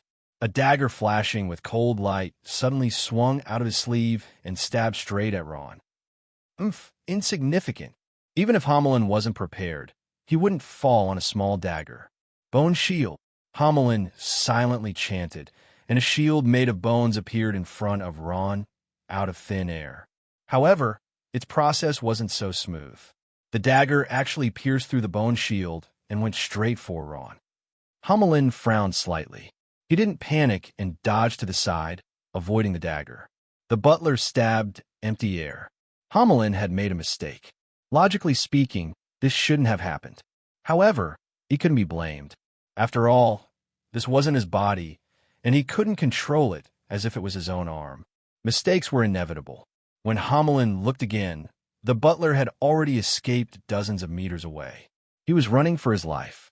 The power and terror of necromancy magic had already scared him out of his wits. You want to escape? It's not that easy. Hamelin snorted coldly. Bone spike, a ray of black light, shot out from his hand and went straight for the butler like a shooting star. The butler's figure froze. Hamelin's bone spike had easily pierced him, but he endured the pain and didn't make a sound. What was a little pain to his life? The butler didn't stop for a moment and ran far away in an instant. He actually escaped. Hamelin was a little indignant, but also a little helpless. Forget it. Hamelin laughed bitterly. He couldn't control Ron's unfamiliar body to give chase. Even if he did, he wouldn't be able to catch up. It was already good enough that he could keep his life. Homelin retracted his magic, and the skeletal warriors turned into ashes and dissipated in the wind. Although Ron's body couldn't move, his eyes were watching his every move. He didn't even dare to believe that all of this was caused by himself. "We're safe now. Ron, I'll leave your body now." Homelin smiled. At this moment, Ron felt his body go limp, as if all his strength had been sucked out. He fell to the ground weakly. Ron, who had regained control of his body, felt an intense pain coming from his left hand. That was because of the dislocation of his hand. Ron clenched his teeth and used his uninjured right hand to press on it. He twisted it forcefully, and with a "pa" sound, the dislocated bone returned to its original position. However, Ron was already in so much pain that he was breaking out in cold sweat. "Ron, I didn't expect you to know how to set bones," Homelin said with a smile. "What a strong child. This pain isn't something that an ordinary person can endure." At the same time, his figure appeared in front of Ron. It wasn't strange that Ron knew how to set bones. As a homeless child, he had to know many of the necessary skills for survival. Ron suppressed his excitement and got up in one go. He directly knelt in front of Homelin and said sincerely, "Grandpa Homelin, I want to be your disciple." Homelin laughed, and there was some pride in his laughter. "Ron, didn't you want to become a great mage? Why would you want to learn necromancy magic from me?" Ron was indeed shocked by Homelin's necromancy magic. No one had a deeper understanding of the mystery and power of necromancy magic than him. He scratched his head and said embarrassedly, "Grandpa Homelin, I was wrong. Necromancy magic is very powerful, even more powerful than mages." "Ron, you're wrong on this point again. There's no such thing as the most powerful magic, only the most powerful mage. Whether or not necromancy magic is more powerful than magic depends on the person using it," Homelin said with a smile. However, Homelin was a little puzzled. Looking at those people just now, they obviously knew or perhaps had seen necromancy magic before. But why did they think that necromancy magic was useless magic? Why did they lose their heads out of fear after that? Homelin couldn't figure it out no matter how hard he racked his brains. "Grandpa Homelin, can you teach me necromancy magic?" Ron saw that Homelin was silent and was afraid that this opportunity would fail again, so he hurriedly begged, "Grandpa Homelin, can you teach me necromancy magic?" Of course I can, but..." Homelin said with a smile. Hearing the word "but," Ron's face fell, and his face turned red as he took the initiative to say, "Grandpa Homelin, I don't have money." He said this because he had met a wandering mage before. At first, the wandering mage said that he could teach him, but the moment he opened his mouth, he asked for 700 gold coins. When he heard that Ron didn't have money, he immediately turned and left. Homelin sweated again. "I'm just a soul. What do I need money for?" He laughed and said, Ron, I don't want money." Grandpa Homelin, then what do you want?" Hearing that he didn't want money, Ron's eyes lit up with hope. "I only have one condition." Homelin smiled and stretched out a finger. "You join the Scourge Church, and I'll teach you necromancy magic." "What's the Scourge Church?" Ron casually asked. The Scourge Church isn't a thing." Homelin blurted out, but just as the words left his mouth, he realized that he had said something wrong. He immediately coughed and interrupted, "Don't change the topic. Are you joining or not?" I'll join. As long as he joined a church, he would be able to learn such powerful necromancy magic. Even an idiot would understand this, so why wouldn't Ron join? Most importantly, only by learning necromancy magic would he have the power to avenge his grandfather. Thinking of his grandfather, Ron's heart burned with a strong fighting spirit. "Then how do I join?" Ron asked. Homelin thought for a while and said helplessly, "Originally, joining the Scourge Church would require a lot of rules, but now that the conditions are limited, we can dispense with them. How about this? You just have to make an oath with me. I'll say one sentence, and you'll say one sentence after me." Seeing that Ron had agreed, Homelin immediately said, "O great God of death, your believer Ron joins the Scourge Church today, following in your footsteps and spreading your glory." The oath was very long, but Ron still repeated it after Homelin. That's all. Then I can learn necromancy magic now? Yes, that's great. Ron jumped up in joy. Suddenly, he seemed to have thought of something and asked, Grandpa Homilin, can I ask you a question? Ask away. How many people are there in the Scourge Church? There used to be many people, but now there's only the two of us. Of course, I'm a soul, or more accurately, I'm just a pornographic novel. You just, Ron was speechless. This one-man Scourge Church was really too powerful. He rolled his eyes. Grandpa Homilin, I heard that after becoming a disciple, you have to address them respectfully. Should I call you Minter Homilin? Hearing the words, Minter Homilin, the corner of Homilin's mouth twitched. He thought of the disciple who had betrayed him, and his heart ached. He took a deep breath and said, No need, just call me as you're now. Ron nodded, and then said, Grandpa Homilin, should we start learning necromancy magic now? Ron was a little impatient. Chapter 9. Naka Manor. A fast horse crashed into the manor's gate, waking up the servants in the manor. Isn't that the butler? He seems to be injured. The servant quickly opened the door and helped the head butler, who was on the verge of death, into the room. Where is the master? I want to see the master. The butler looked rather miserable. There was a large bloodstain on his left shoulder blade, and the blood kept flowing down. He didn't seem to have much strength left. Needless to say, the commotion in the manor had already alerted Gerald. He got up immediately. In the front hall of the Naka Manor, Gerald saw the dispirited butler. He was shocked and asked, What happened to you? Why are you injured like this?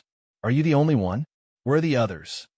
In Gerald's opinion, sending 3 people to assassinate a child should have been a sure thing, so he wasn't overly worried. He went straight to bed after giving his instructions. Who would have thought that the mission would fail? He felt very incredulous. Dead, they're all dead. The butler lowered his head in pain. The other 2 were his sworn brothers. The man in black was the eldest, the brown-haired man was the third, and he was the second. But in the end, he was the only one who survived. How could it be? Gerald was shocked. He asked in a low voice, Who did it? Did you meet with any trouble on the way? In his opinion, Ron's factor was directly ruled out. There must be someone else who killed him. It's that child. The butler's face flushed red. He was embarrassed to mention that he was put in such a miserable situation by a child, but he could not mention it. Most importantly, it was the truth. Impossible. Gerald's first reaction was disbelief. It's true. He learned necromancy. The butler argued. Necromancy? Gerald didn't react for a moment. After a while, he said, Is it the legendary necromancy? The butler nodded. You're saying that the child learned necromancy magic and injured you? Gerald asked again. The butler nodded again. Are you sure you're not seeing things? Gerald didn't know whether to laugh or cry. Necromancy can hurt people? Haha. At this time, many servants had already come out of the front hall of the Naka Manor. Hearing the butler's words, many people covered their mouths and laughed. The butler didn't laugh. His expression was solemn and serious. It's true, master. Gerard thought for a moment and decided to remind the servant who was not very smart. Master, it's not that I don't believe you, but what you said is just too unbelievable. The existence of necromancy has been proven to be a complete lie. There were once people who desperately advocated that necromancy was once the oldest and most powerful magic in the world. Its power was on par with magic, but it has been lost. However, it was later proven that they were just trying to cheat research funds. Gerald paused for a moment. The latest popular theory is that necromancy existed in ancient times, which is the era of the Lost Continent. It has been passed down to the present, but it should be said that a part of it has been lost, but I believe that it is definitely not as powerful as the legends say. Gerard glanced at the chief steward. Do you understand now? The head butler panicked. He didn't expect that no one would believe him. But Uncle Gerard, what are you doing here? The head butler's words were interrupted by a voice. Gerard looked and saw that it was his nephew, Jordan. He immediately put on a smile, and there was even a hint of flattery in his smile. Jordan, you're here? There was a lot of movement in the Naka Manor. Jordan had already been awakened, and Mackinch was no exception. What the hell is going on? Jordan asked. Although he was only 16 years old, he had been nurtured by aristocratic temperament and etiquette since childhood and looked quite mature. Gerard didn't dare to hide anything and told Jordan and the others everything. Mackinch laughed after hearing it. Uncle Gerard, you're too petty.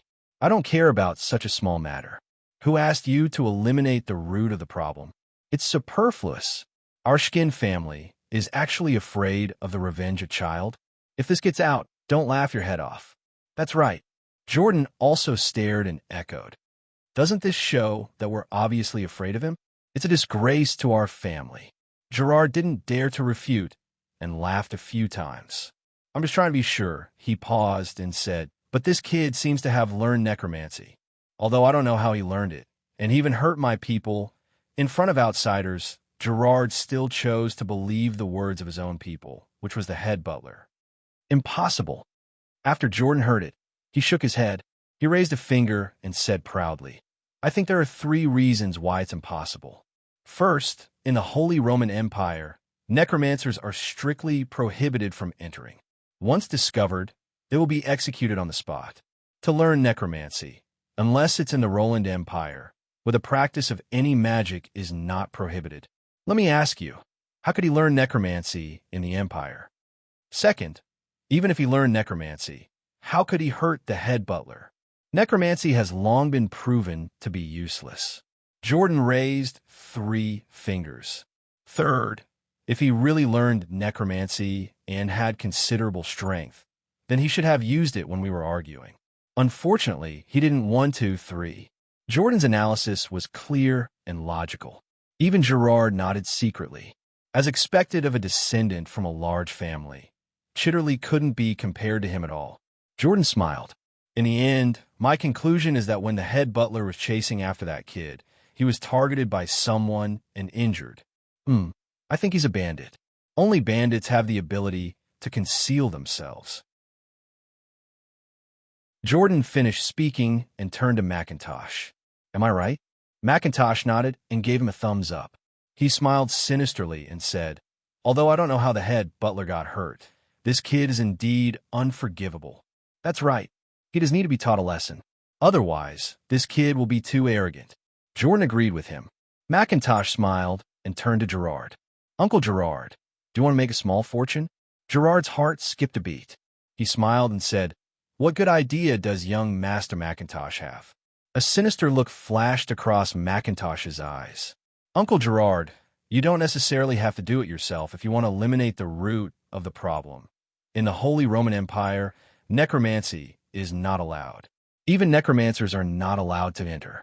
Once discovered, the Holy See has the right to execute them on the spot. Those who provide information about necromancers will be rewarded with 500 gold coins. If that kid really does practice necromancy, Uncle Gerard, won't that be a small fortune?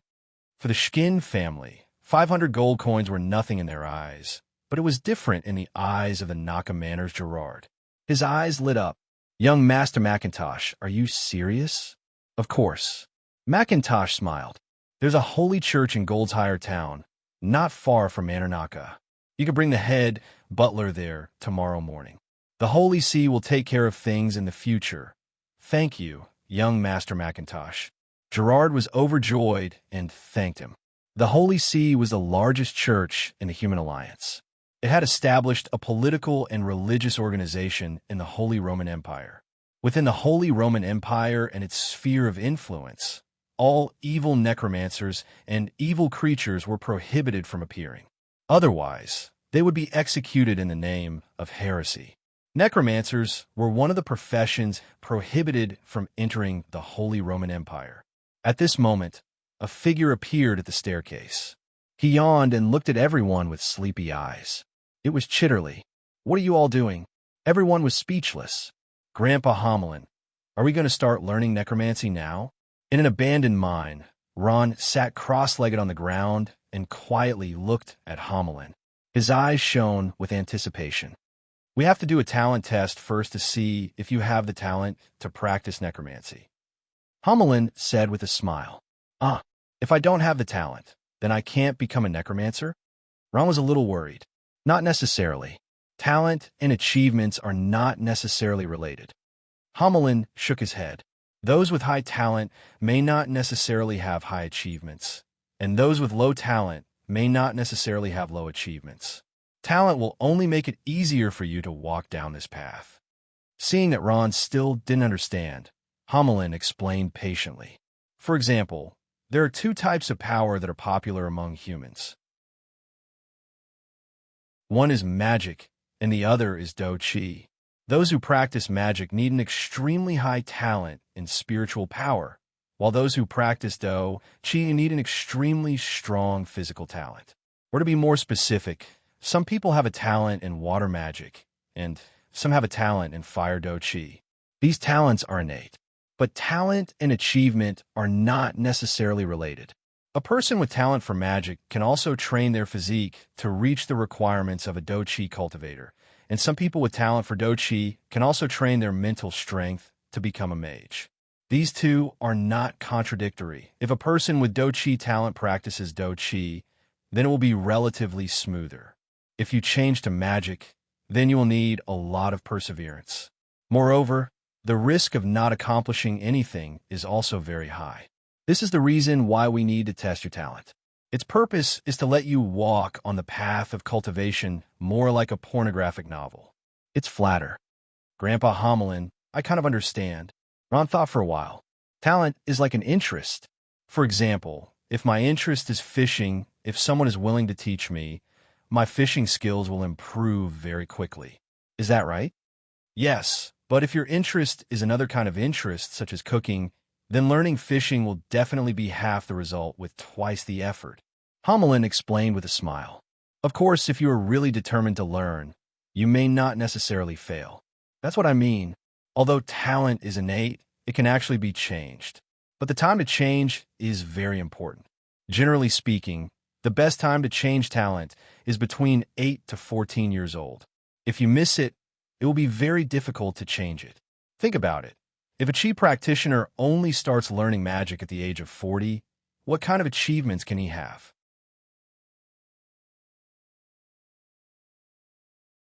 Chapter 10. Grandpa Hamelin. Can we start now? Ron was a little impatient. Hamelin smiled. Sure, sit down and concentrate. Listen to my orders. Yes, Grandpa Hamelin. Ron's eyes were firm. He sat cross-legged, his eyes fixed on Hamelin. No need to be so nervous. Relax. Hamelin smiled. Let's start. Hamelin's eyes moved. His gaze became extremely sharp. He stretched out his fingertips. A black ray of light shot directly between Ron's eyebrows. It hurts. Ron only felt a pain in his head. He almost cried out.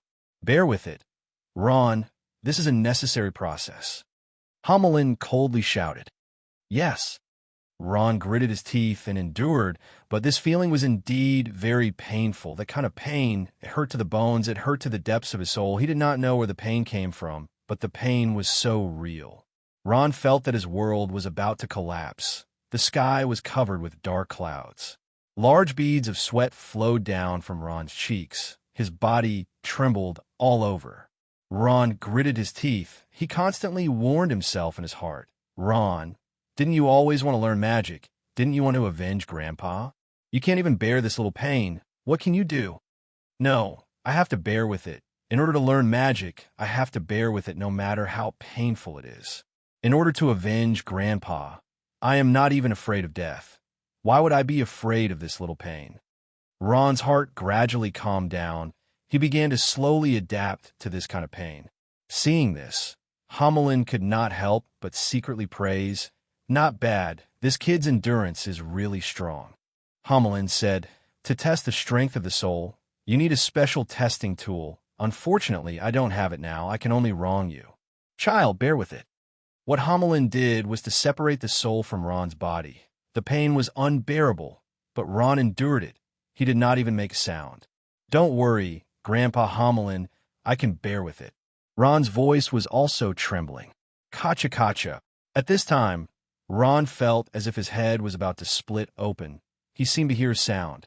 At this time, the eyes, ears, mouth, and nose of Ron began to emit wisps of black gas.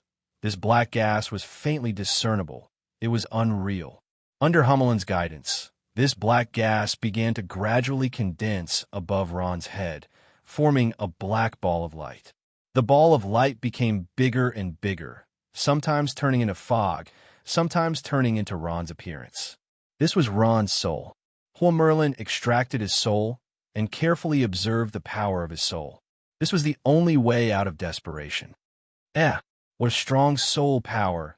Even in the scourge church of the past, this child would be a rare seedling. This black ball of gas was constantly trembling, but in Hummelin's eyes, it was different. He could see at a glance that Ron's soul power was not weak. Hummelin secretly nodded. He made a hand gesture, his hands flat on the ground.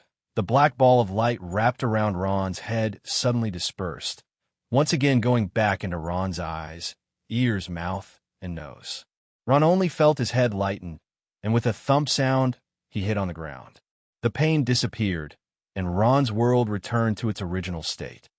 Dash! Ron groaned, crawling up from the ground, wiping the sweat on his forehead with his hand, impatiently asking, "Grandpa Hummelin, how is my talent?" Hummelin smiled. "Ron, congratulations. Your talent is not bad. You definitely have the qualifications to practice necromancy." "That's great, Dash." Ron jumped 3 feet into the air, his head almost touching the ceiling of the mine. He was truly happy that he could finally learn necromancy magic. "Grandpa Hummelin, I was so worried just now, I thought I wouldn't be able to hold on," Ron said, sticking out his tongue. Hummelin smiled faintly. "Ron, actually you don't have to worry. Necromancy is different from magic. Even if you can't become a necromancer, you can still become a death knight, a shadow assassin, a necromancer, or a warlock. It's enough to take revenge for your grandfather. There are so many professions in necromancy." Ron couldn't help smacking his lips when he heard this. He then smiled and asked, "Grandpa Hummelin, can I practice undead magic now?" Hummelin shook his head, smiling as he said, "Ron, do you know what necromancy needs to be practiced? Is it mental strength?" Ron thought for a moment and answered. He knew that mages practiced mental strength, and he thought necromancers were the same. "No." Hummelin shook his head. He saw that Ron didn't understand, so he decided to explain from another angle. "Ron, you have to know that there are all kinds of elements in the world. There are fire, earth, wind, thunder, water, light, darkness, and so on. These elements exist in the space around us." "The space around us, could it be that we have it here too?" Ron asked in surprise. "Of course there is. Then why can't I see it?"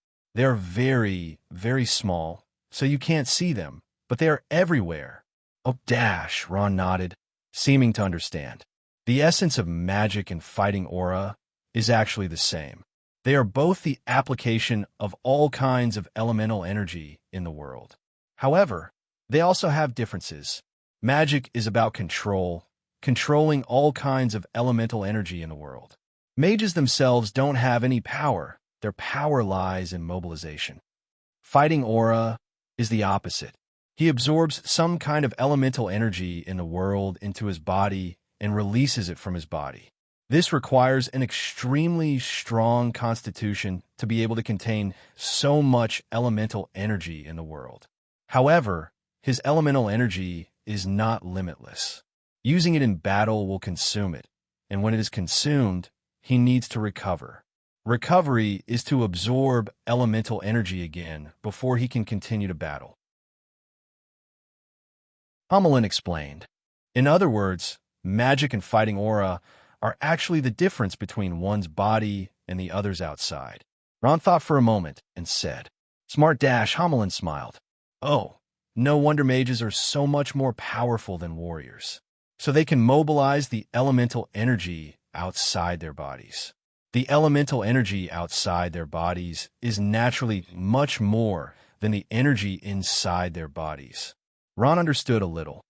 That's not entirely the case. Hummelin shook his head. Although mages can mobilize the elements, they can't mobilize too much. How much they can mobilize is determined by their mental strength, and they can't mobilize the elemental energy of the world without limit, Hummelin said slowly, If they can do this, they would already be gods. I see dash, Ron nodded. This way, the starting point of mages and warriors isn't too far apart. You're wrong again. The reason why mages are noble is firstly because there are fewer of them than warriors. Secondly, most of their magic is group skills, and its use is much more practical than a warrior's single-target skills. Homelin smiled. Of course, we necromancers also have group skills. However, the way we practice necromancy is different from magic and fighting aura. What we practice is soul power, which is the power of the soul. The power of the soul? Ron didn't quite understand. The soul also has power. Of course it does. The amount of soul power determines the level of your magic. With enough soul power, you can use necromancy magic, and even powerful necromancy magic. These all require strong soul power as support. Homelin explained. I see. Then how do I train my soul power? Ron thought for a while. Focus your mind. First feel your soul. In the abandoned mine, Ron was sitting in a strange position. His eyes were closed, and his hand were stretched out flatly. His 5 fingers were bent into a claw shape, and he was quietly feeling his soul power. Soul power, soul power. Ron kept repeating these words in his heart, but the strange thing was that he didn't feel anything even after sitting for a long time. Ron was so anxious that he was sweating profusely. He was afraid that he wouldn't be able to feel his soul power and practice necromancy magic. The more anxious he was, the more he couldn't feel it. His forehead was covered in sweat, and his body was trembling nonstop. No, Grandpa Homelin, I can't feel anything. Ron was a little discouraged and put down his hands. Homelin smiled. Ron, you're too impatient. I know that your impatience to avenge your grandfather has affected your state of mind. The more impatient you are, the worse it will be. How about this? Empty your mind, don't think about anything, and quietly feel your soul. Yes, Grandpa Homelin. Ron nodded heavily, and once again assumed that strange position. Don't think about anything.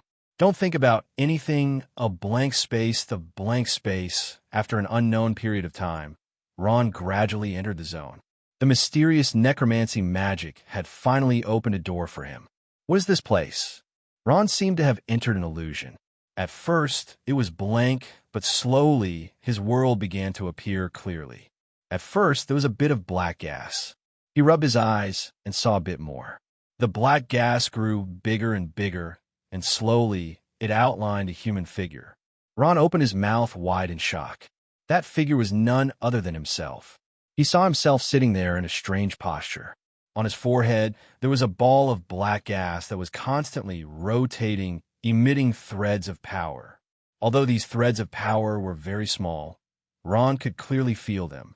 I feel it, Grandpa Homelin, I feel it. This is soul power. Ron shouted excitedly. Genius. A smile appeared on Homelin's face. To be able to enter that state so quickly and feel the power of his soul so quickly, Ron's talent could only be described as a genius. Homelin hadn't thought that the little radish Ron would have such a high talent in soul cultivation. The ball of light dispersed, and Ron opened his eyes. His face was brimming with excitement. Grandpa Homelin, I feel it. I finally feel it.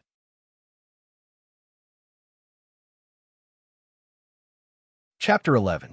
The next morning, Gerald sent Jordan and Macintosh away. Nobles like them could not stay in this small place for too long. Staying for 2 days was already giving Gerald a lot of face. After Jordan and Macintosh left, Gerald immediately brought Keatley and the butler to the Holy Church in Goldtire Town. Search for the latest updates here.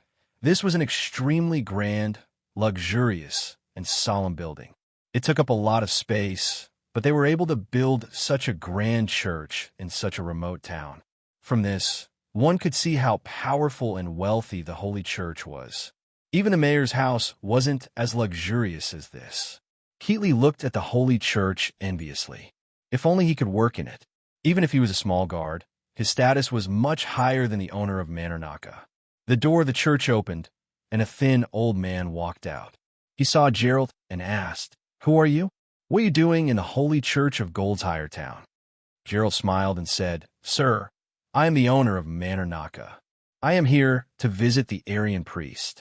I have important matters to discuss." Gerald did not dare to offend the gatekeeper of the Holy Church. He had to look at the owner's face before beating the dog. "Oh," the skinny man arrogantly replied. In fact, he was just a commoner, but due to the accumulated merits of his ancestors, he obtained the position of the gatekeeper of the Holy Church. Naturally, he became cocky. Everyone in the surrounding towns and villages, even the mayor of the town, had to bow their heads and bow to him. This gave him great satisfaction. He arrogantly looked up and down at Gerard and the others. Their clothes were very decent, and he roughly estimated their income. He snorted coldly. If there are people asking to see the Aryan priests every day, and everyone says that they have important things to do, then we priests don't have to do anything. We just have to receive people like you. Gerald sweated profusely when he heard this. However, he could not afford to offend the gatekeeper. He could only say, "We do have important matters." The thin man snorted again and said in a strange voice, "I don't care if it's important or not. However, if you want to see the Aryan priest, you have to follow the rules." "What rules?" Gerald asked. The skinny man was a little dissatisfied. "I say, you're dressed like a dog. Why don't you know the rules?" He stretched out 2 fingers. This, do you understand?" "Understood, understood." Seeing this gesture, even a stupid person would understand. He immediately took out 2 gold coins from his pocket and handed it over. The skinny man took it and looked at it, but found that the number was wrong. He stared. "Are you trying to dismiss a beggar? Only 2 gold coins, and you want to see an Aryan priest? Then, how much is that?" Gerard was stunned. 20 gold coins. The skinny man said without hesitation. "Ah." Hearing this price, everyone was shocked. It wasn't that they couldn't afford 20 gold coins, but they felt that it was too expensive. They didn't think that a gatekeeper of the Holy Church would cost so much. No money? If you can't afford it, then scram. The gatekeeper glared at him and was about to close the door. At this moment, Chitley was dissatisfied. "What are you saying? Believe it or not, I'll teach you a lesson." "You're actually threatening me." The skinny man sneered and opened the door. He put his hands on his waist and shouted, "I'll wait."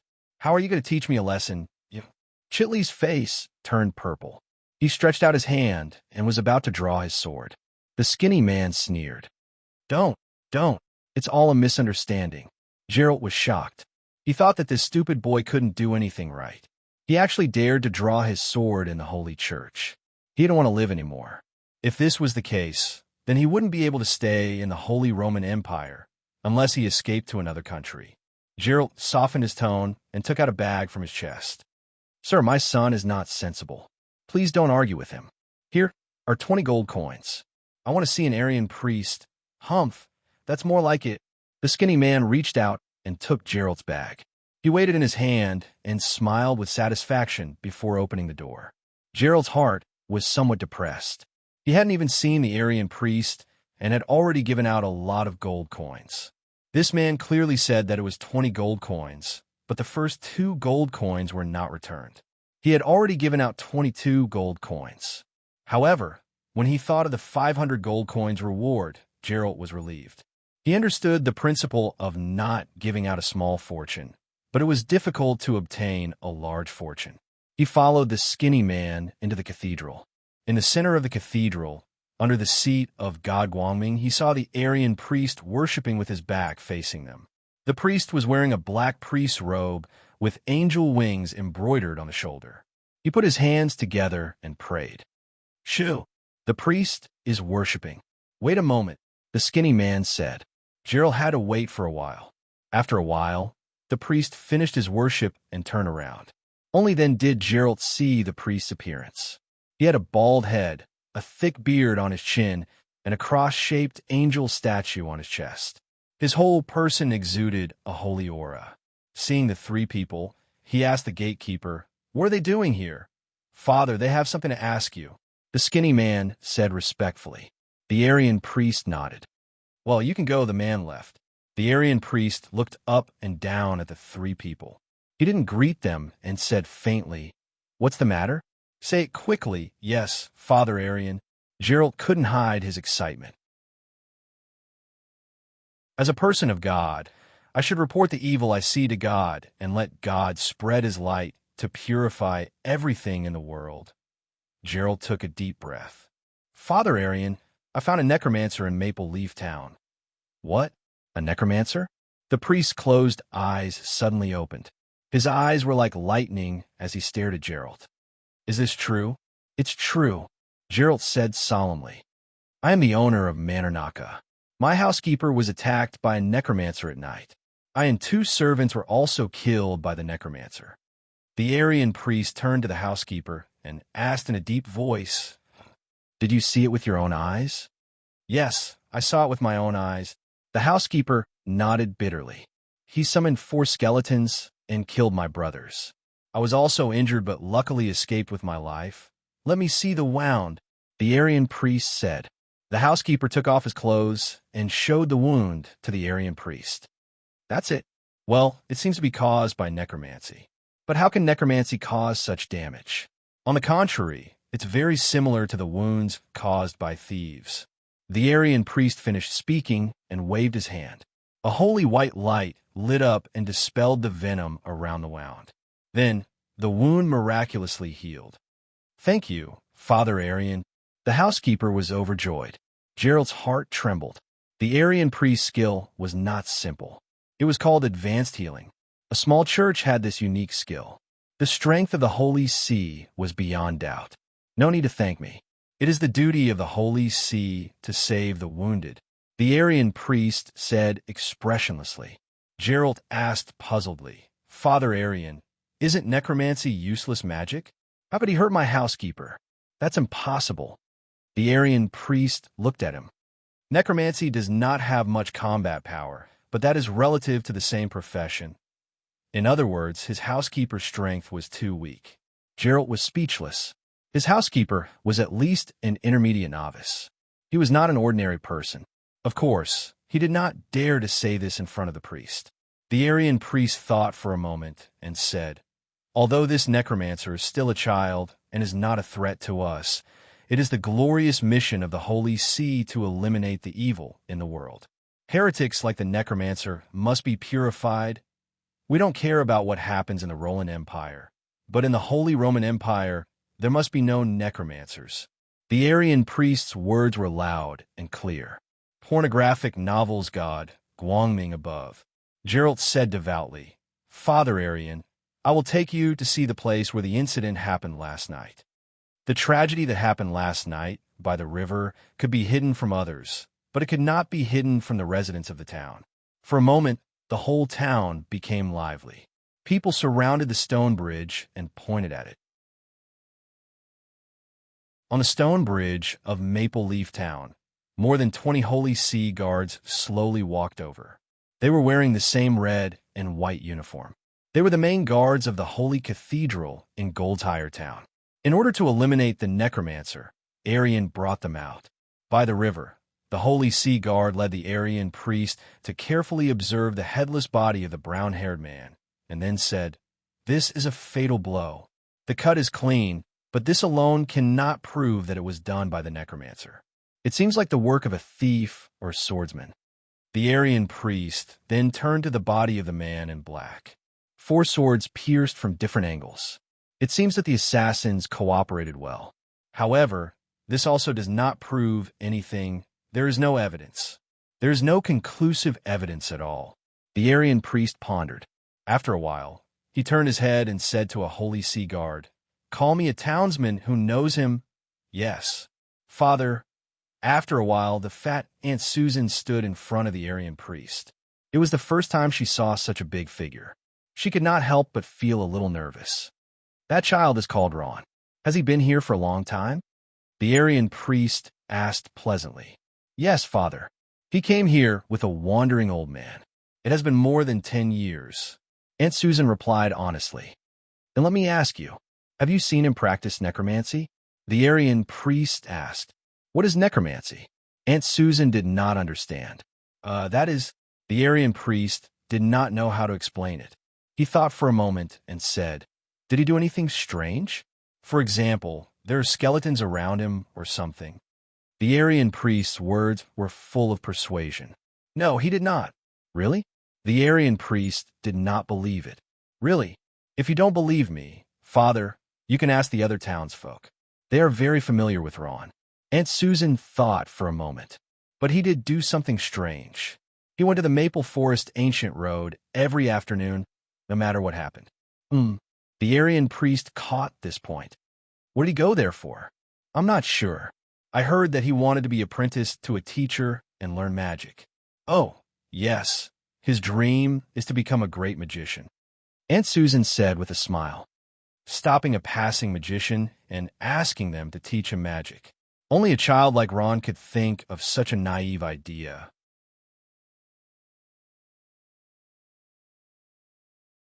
Chapter 12. Aunt Susan bowed and turned to leave. After the inspection, Father Aryan took out a white handkerchief and wiped his hands, then threw it on the ground. At this moment, a Holy See guard quickly ran over and whispered a few words in Aryan's ear. Search for the latest updates here. Aryan heard this, and his face sank. He said lightly, I know. He turned around and stared at the butler, his cold eyes constantly staring at him. This is the necromancer you were talking about? No, sir, this is indeed done by that kid. The butler was shocked and said with a red face. Aryan snorted coldly. I don't care who did it. We just need to find the necromancer. Where is the necromancer you were talking about? Where is he? He ran away. Under the murderous gaze of the Aryan priest, the chief butler stuttered. So, you don't have any evidence? Father Aryan's face became unfriendly. The butler was speechless. Seeing that the atmosphere was a little stiff, Gerald immediately interrupted and said hurriedly, Father Aryan, God Guangming above, I can guarantee that everything my butler said is true.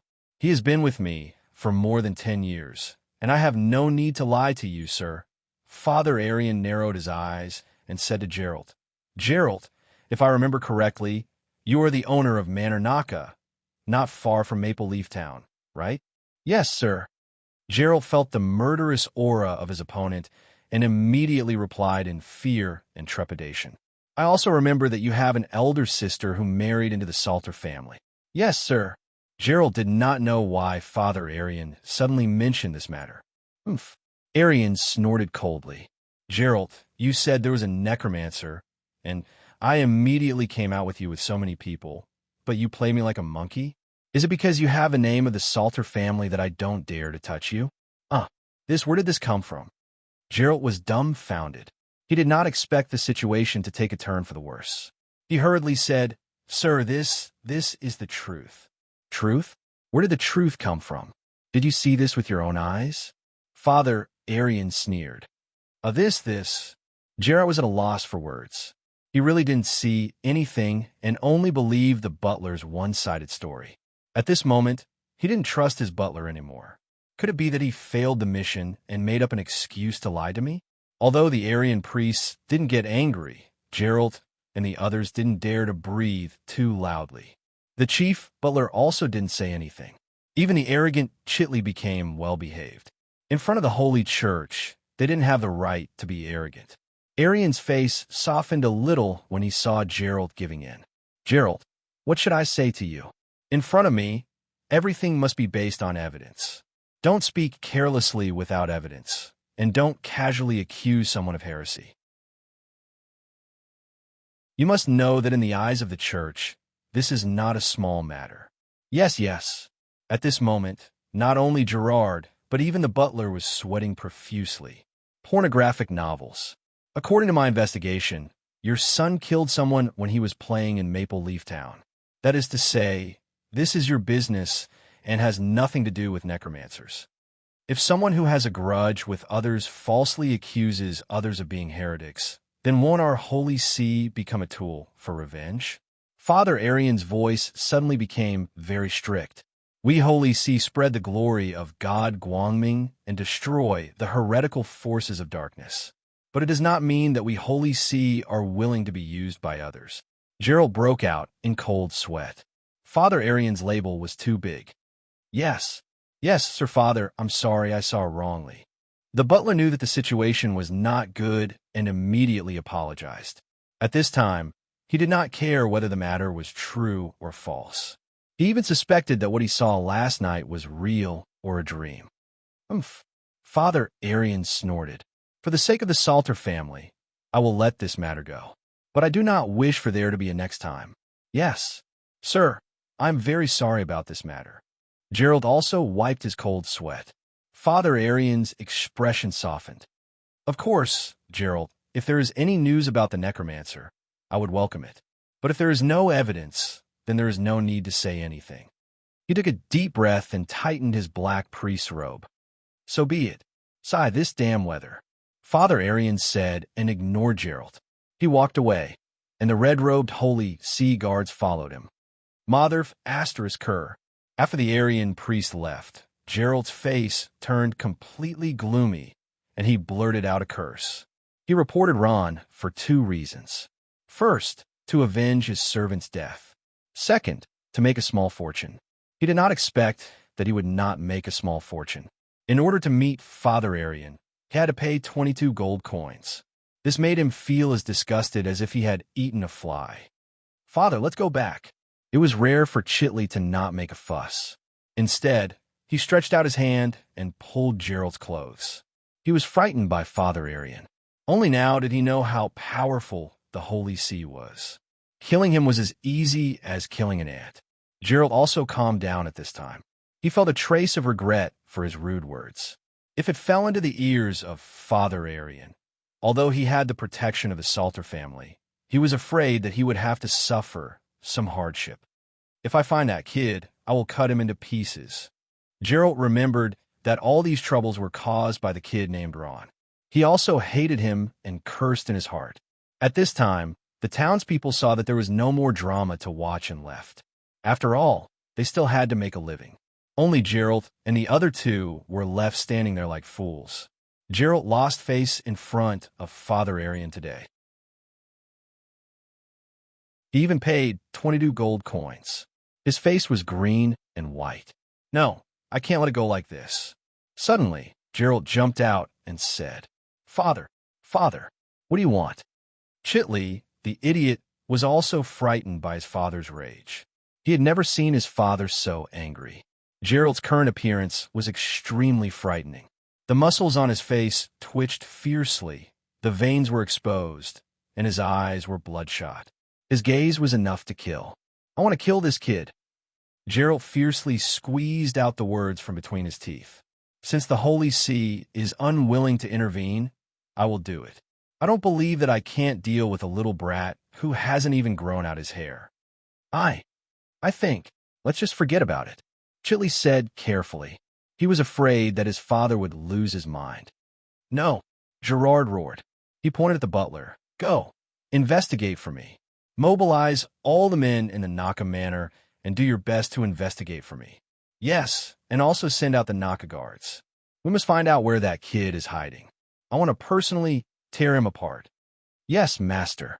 The head butler lowered his head deeply, his eyes flashing with excitement. He had long hated the child who had killed his brother to the core. The Naka Manor was not as simple as a manor. In the areas of Goldshire Town and Maple Leaf Town, it was still very powerful. There were many guards in the manor. These guards had a certain level of strength. Everyone knew that the Naka Manor was rich, but the bandits within 100 miles did not dare to have any ideas about the Naka Manor. Gerald was indeed very angry. His anger came from the fact that a little beggar had provoked his dignity and made him lose face in front of the Aryan priests. Of course, he never thought about how it happened. In the abandoned mine, Ron sat on the ground covered with black mud. His clothes were not very clean, and now they were even dirtier. Yes, that's right, that's it. Keep releasing your soul power until you've used up all of your soul power. Homelin patiently guided Ron in the practice of necromancy magic, and Ron did not disappoint his expectations. In just a few hours, he had mastered the practice of necromancy magic. At this time, Ron was sitting on the ground with his hands stretched out. His 5 fingers curled into a claw. In his hand, a black ball was constantly rotating, constantly releasing soul power.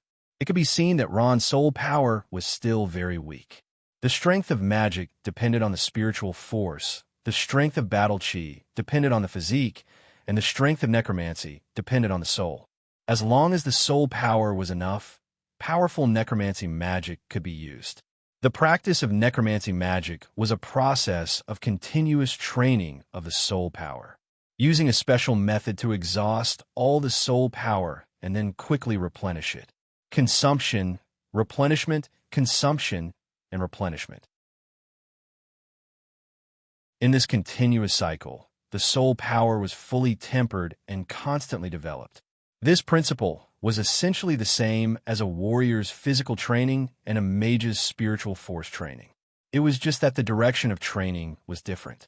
Hamelin had a trace of satisfaction in his eyes. Ron's talent in necromancy magic was indeed not simple. In just half a day, he had already touched the soul and started practicing necromancy magic. This speed was beyond his expectations. The black ball in his hand moved and cracked open. Bits of mist drifted out, and Ron opened his eyes. Grandpa Hamelin, how many cycles have I gone through? If I'm not wrong, you should have gone through the 16th cycle. Ron, well done, Hamelin said with a smile. There was no need for Hamelin to say anything. Ron could already feel that he was different. His eyes were full of vigor, and his ears had become sharper. Every movement in his surroundings had become extremely sensitive. Even the world was filled with color at this moment. Soul touch. Ron's soul had become much stronger, and even his senses had become sharper.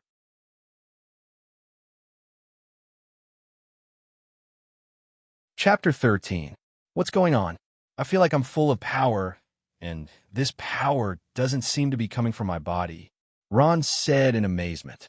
It's coming from your soul, Hamelin said with a smile. Your soul has become stronger. The source of power was the same, whether it came from the body, the spiritual force, or the soul. Although Ron's body did not change, he truly felt the growth of his power. Hamelin smiled and pointed to the ring in his hand. Ron, the ring in your hand is no ordinary thing. It can speed up the recovery of your spiritual force. For necromancers, it's something they yearn for even in their dreams, Hamelin smiled. Don't underestimate the use of this ring. It speeds up the recovery of spiritual force, which means that it speeds up the speed of cultivation. You can cultivate 2 to 3 cycles in the time it takes others to cultivate 1 cycle. Your cultivation speed is at least twice as fast. Moreover, in battle, this ring is even more useful. Ron took it off. Sure enough, the feeling of taking it off was completely different. There was a feeling of emptiness. He looked at the unremarkable ring in his hand, but he did not expect it to have such a heaven-defying effect. He thought back to when Grandpa Zari had picked it up from a street stall. That was a real gain. One had to know that in the Amros continent, where necromancy was rampant, a ring like this was definitely priceless. As long as it appeared, it would cause a bloodbath. Only a powerhouse with a status like Hamelin was worthy of owning it. Otherwise, it would only bring about a fatal disaster. Grandpa Hamelin, what's the name of this ring? Ron asked with interest. Soul Ring. This is the name I gave it, Hamelin said with a smile. Ron, this ring is for you. Take it as a gift for becoming my disciple. Thank you, Grandpa Hamelin. Ron happily put the ring on, and that familiar feeling of fullness returned. Feeling the abundance of spiritual force, Ron excitedly rubbed his hands. Grandpa Hamelin, can I go take revenge now? Revenge? It's still early. Hamelin smiled faintly. Right now, you have only grasped the method of cultivation. Moreover, you have cultivated soul force. You are still unfamiliar with the control of soul force. Most importantly, you don't know how to use soul force. The use of soul energy. Ron's eyes widened. That's right. You have soul power, but you don't know how to use it. It's like a rich man who earned a lot of money, but doesn't know how to spend it. Hamelin paused. Now, I'll teach you the most basic magic of necromancy, skeleton summoning. Warriors from the underworld, please accept my summons. Come out, skeleton warriors. Ron chanted an incantation, his hands constantly changing gestures. His palms emitted traces of black gas, which grew more and more as they floated to the ground. the ground began to blacken.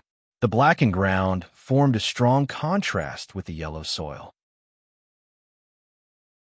The blackened area grew larger and larger until it was about a square foot in area.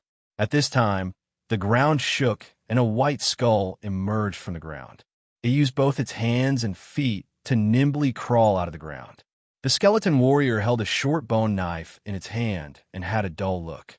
It was completely different from the ferocious skeleton warriors that Homelin had summoned. Ron was a little dumbfounded. This was the skeleton warrior that he had summoned?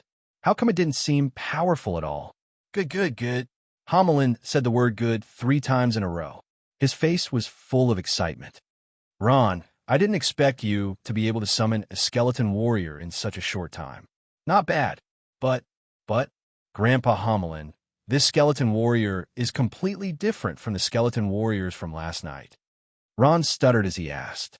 Homelin smiled and advised, Ron, you have to eat 1 bite at a time and walk 1 step at a time. You've only practiced for a day and you've already reached this level. It's really not bad. If you want to reach my level, you won't be able to do it without at least 10 years. Ron thought that it was true. He was indeed a little too impatient. He had only learned necromancy magic for a day. It was already amazing that he had made such progress.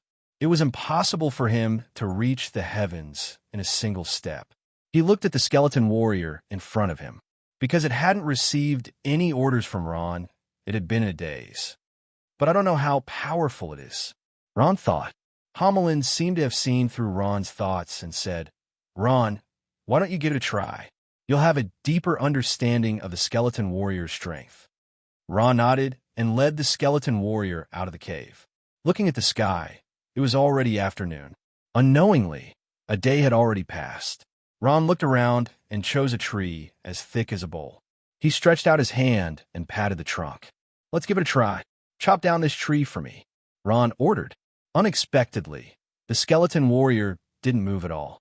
Ron tried again, but the skeleton warrior still didn't move. Ron didn't know what to do. At this moment, Homelin's voice sounded. Controlling the skeleton warrior doesn't require words, but heart. Ron was a little puzzled. Yes, heart, Homelin patiently explained, because the skeleton warrior is a pornographic novel that you've summoned. It's connected to your soul. As long as you use your heart to control it, you'll definitely succeed. According to what Homelin's grandfather said, Ron silently commanded the skeleton to attack. This time, the skeleton warrior moved. With a dash, it quickly arrived in front of the tree. With a light wave of the bone knife in its hand, the small tree fell down. Too powerful.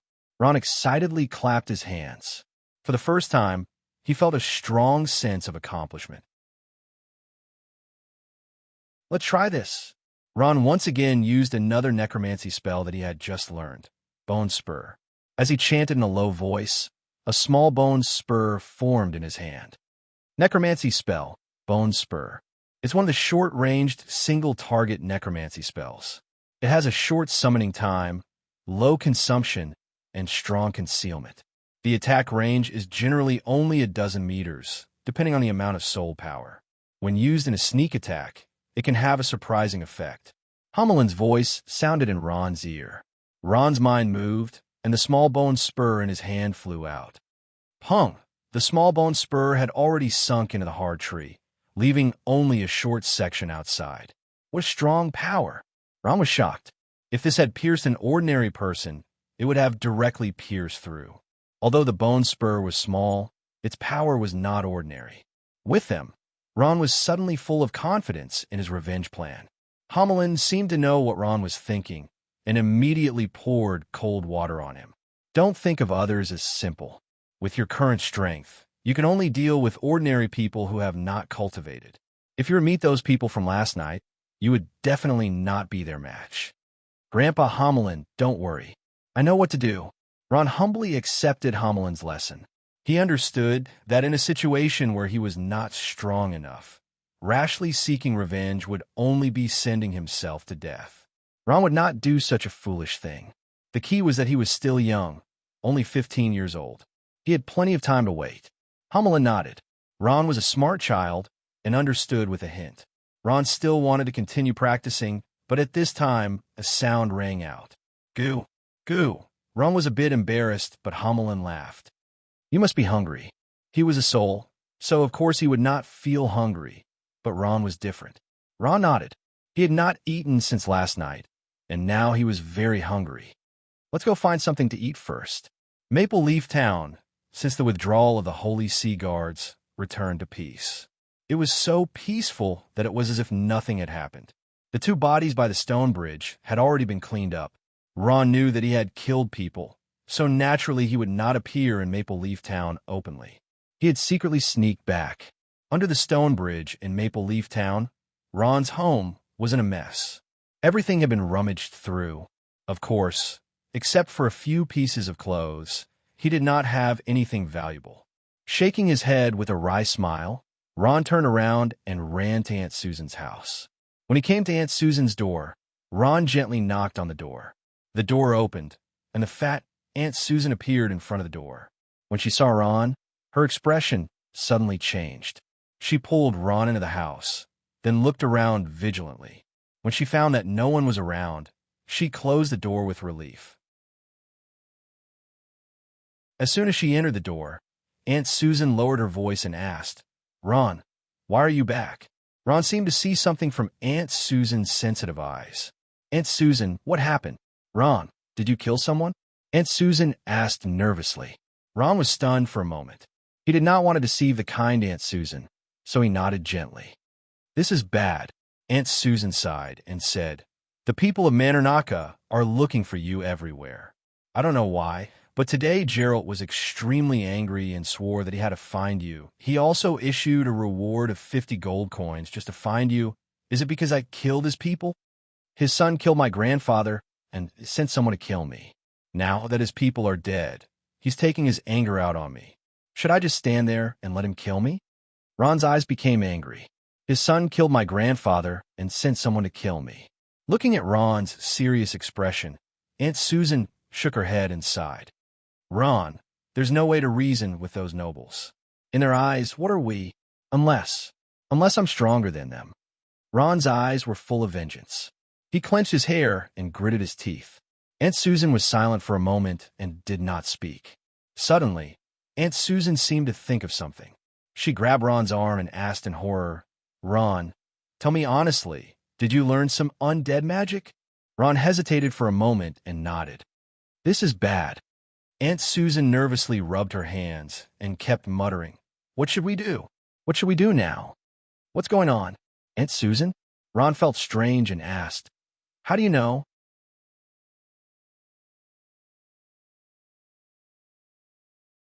Chapter 14. Ron's eyes widened. Being in the Holy Roman Empire, he naturally knew the power of the Holy See, especially the Aryan priests, who had some supreme status in this area. He saw with his own eyes that the mayor of Maple Leaf Town nodded and bowed in front of the Aryan priests. Listening to Aunt Susan's tone, it seemed that the Holy See was also looking for him. Could it be that even the Vatican was alarmed by the fact that I killed someone? Ron took a deep breath. This is too unbelievable. No, it's because you learned necromancy. Aunt Susan sighed and said, Ron, you know, in the Holy Roman Empire, you are not allowed to practice necromancy. You violated their taboo. If they found out, you would be burned as a heretic. I wanted to avenge my grandfather. Ron's eyes were red. In order to avenge his grandfather, he longed for power, even if he had to practice necromancy. Even if he could go back in time and choose again, he would not hesitate to practice necromancy. Ron, it's best not to learn. Otherwise, you will really be killed by them. Aunt Susan is not joking. Aunt Susan sighed. Fortunately, the Aryan priests did not find any evidence today, but it seems that they are a little skeptical. Otherwise, Aunt Susan did not finish her sentence, but Ron should know what she meant. If the Holy See were to pursue him, Ron would not be so relaxed. In fact, the result was not bad. Ron killed someone, and he would die if he was caught. Practicing necromancy in the Holy Roman Empire would also result in death, so there was no difference. Ron, I can understand your feelings. Aunt Susan glanced at Ron and said hesitantly, How about this? The Aryan priests in Gold's Higher Town are relatively fair. I think, if you go to them, At least you can get justice. Justice? Aunt Susan, I used to believe that there was justice and justice in the world, but now, Ron became excited and sneered. Ever since Grandpa Zaley died, Ron no longer trusted anyone except for Grandpa Homelin. After taking a deep breath, Ron was immersed in his memories as he murmured, Grandpa Zaley was such a good person. He would never compete with others for anything. If he begged for food, he would give it to others. If he didn't give it to others, he would still smile. He never quarreled with others, nor was he angry with others. However, such a person was beaten to death by those so-called nobles. Ron's eyes were a little red. He turned around and quietly wiped his tears. Aunt Susan was silent. I've finally seen through it. In this world, there is no such thing as justice. Even if there is, justice can't win against money. And money can't win against power. And power can't win against strength. In this world, only strength is king. Only strength is everything. Only by learning necromancy did I have the chance to avenge my grandfather. Turning around, Ron's eyes were filled with bone-deep hatred. Sooner or later, I'll tear them to shreds, one by one. Aunt Susan bit her lips. Ron, I can't control you. In short, you have to be careful. I will. Thank you, Aunt Susan. I know that you have always been good to me, Ron said softly. At this time, Ron said embarrassedly, Aunt Susan, I'm hungry. Is there anything to eat? Aunt Susan nodded and sighed. She turned around and went to the kitchen. When she came out, she was holding a sumptuous meal. Ron was not picky. He took it and started eating. He ate very quickly. He had not eaten for a day and a night. He was indeed hungry. Looking at Ron, who was wolfing down the food in front of her, Aunt Susan made up her mind and said hesitantly, Ron, I'm afraid I can't take you in here. You see. Ron raised his head, looked at Aunt Susan and nodded. Aunt Susan was just an ordinary civilian. For her to do this, she was already very good to him. I understand, Aunt Susan. I won't cause you any trouble. After finishing the food quickly, Ron embarrassedly wiped his mouth. I'm leaving, Aunt Susan. After saying that, he turned around and left. Wait, Aunt Susan called out to him. Aunt Susan handed a package to Ron. Ron took it and looked at her in confusion. Ron, leave here and never come back. This is 3 days' worth of food. I can only help you this much. Thank you. Ron's eyes were moist. Go through the back door. When the back door opened, Aunt Susan looked around vigilantly. When she saw that there was no one, she let Ron go out. Although she was just a village woman, she was still very shrewd. Before leaving, Aunt Susan's eyes were a little reluctant to part with him. She sighed and said to Ron, Ron, since you have already embarked on this road, I won't say anything. Be careful, Ron nodded. I will. Aunt Susan smiled, lowered her voice, and said softly, Ron, leave the Holy Roman Empire immediately and go to the Roland Empire. Ron's small figure slowly left. After walking a few steps, he suddenly turned back and bowed deeply toward Aunt Susan's house. A fat figure appeared in front of the window. She looked at Ron's back and sighed weakly. Although Ron was extremely careful, when he walked to Maple Leaf Town, he was still discovered by 3 townspeople.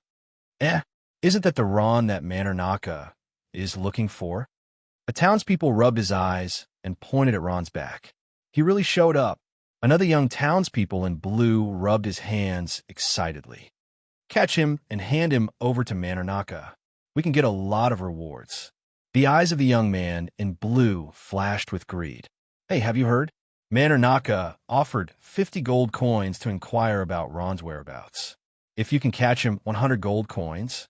However, I heard from the people there that the kid learned some troublesome undead magic. Another townspeople in blue said hesitantly, it seems that he has become very powerful. He even killed 2 people last night. Listen to their bragging. The young man in blue said, how many years has that kid been in Maple Leaf Town? When have you seen him use undead magic? If he had this ability, would he still need to beg? That's true. The first townspeople nodded. He thought for a moment. We still have to be careful. I believe that the Vatican shouldn't be baseless. So what if it's true? Undead magic, isn't it the most trashy magic? No, it shouldn't be called magic at all. The young man in blue sneered. Some people say how powerful undead magic is, but it's just a legend. The saying that undead magic was trashy magic had long been spread. Even the people in the remote towns of the Holy Roman Empire knew about it. But I think we still have to be careful. The townspeople whispered. All right then. The young man in blue nodded. There are a few people from Manor outside the town. You go and call them. I'll go and stop him. Okay. The two of them ran away quickly. One went to Manor outside the town, and the other went back to call for people. If I catch this kid, I'll be rich. The young man in blue sneered at the other two people's figures in the distance. The reward of 100 gold coins was still very attractive to these townspeople who were used to poverty. He pinched his chin with his hand and couldn't help but fantasize in his heart. Yo, my Ron, where are you going? The young man in blue walked up quickly to stop Ron and said with a smile. Seeing this person, Ron became vigilant. He knew this young man in blue. He was a famous hooligan in Maple Leaf Town. He had done all kinds of bad things except for good things. He had bullied Ron many times before, and it was still fresh in his memory. What do you want? Nothing, Ron. You haven't eaten yet, right? How about coming to my house for dinner? The young man in blue stopped him and said with a pleasant face. At this time, his face was full of smiles, but in Ron's eyes, this smile was a little malicious. No need. Ron shook his head without hesitation. I have something to do. I'll leave first. After saying that, he didn't talk nonsense with him and turned to leave. Hey, why are you leaving? The young man in blue shouted and immediately stopped Ron. Ron turned back and squeezed out a smile. I'm leaving here. Thank you for taking care of me all these years. Damn it. Why is that guy taking so long to call someone? Why hasn't he come yet? The young man in blue looked around and cursed in his heart. Seeing that Ron ignored him and was about to leave, he was anxious. Seeing that the cooked duck was about to fly away in front of his eyes, he couldn't care less. He grabbed Ron's arm and shouted, You can't go, let go. Ron glared at him and struggled hard, but he couldn't break free. The man's hand held him tightly. The smile on the young man's face disappeared, and he finally showed his original face.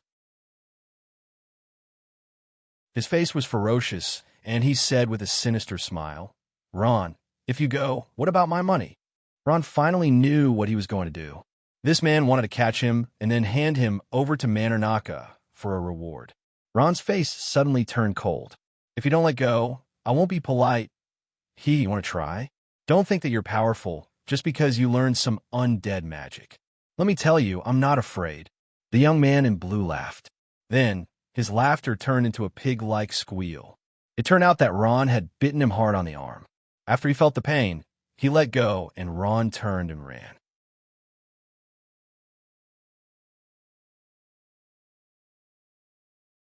Chapter 15.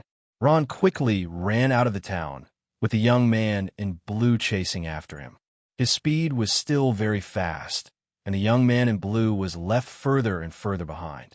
At this moment, a group of people appear in front of Ron, running towards him in a hubbub. The young man in blue was overjoyed and immediately shouted, Stop him, he is Ron. The people who appeared in front of Ron were the townspeople called by the man just now. Those people were holding simple weapons such as sticks in their hands. When they saw Ron, they were obviously stunned. He is Ron.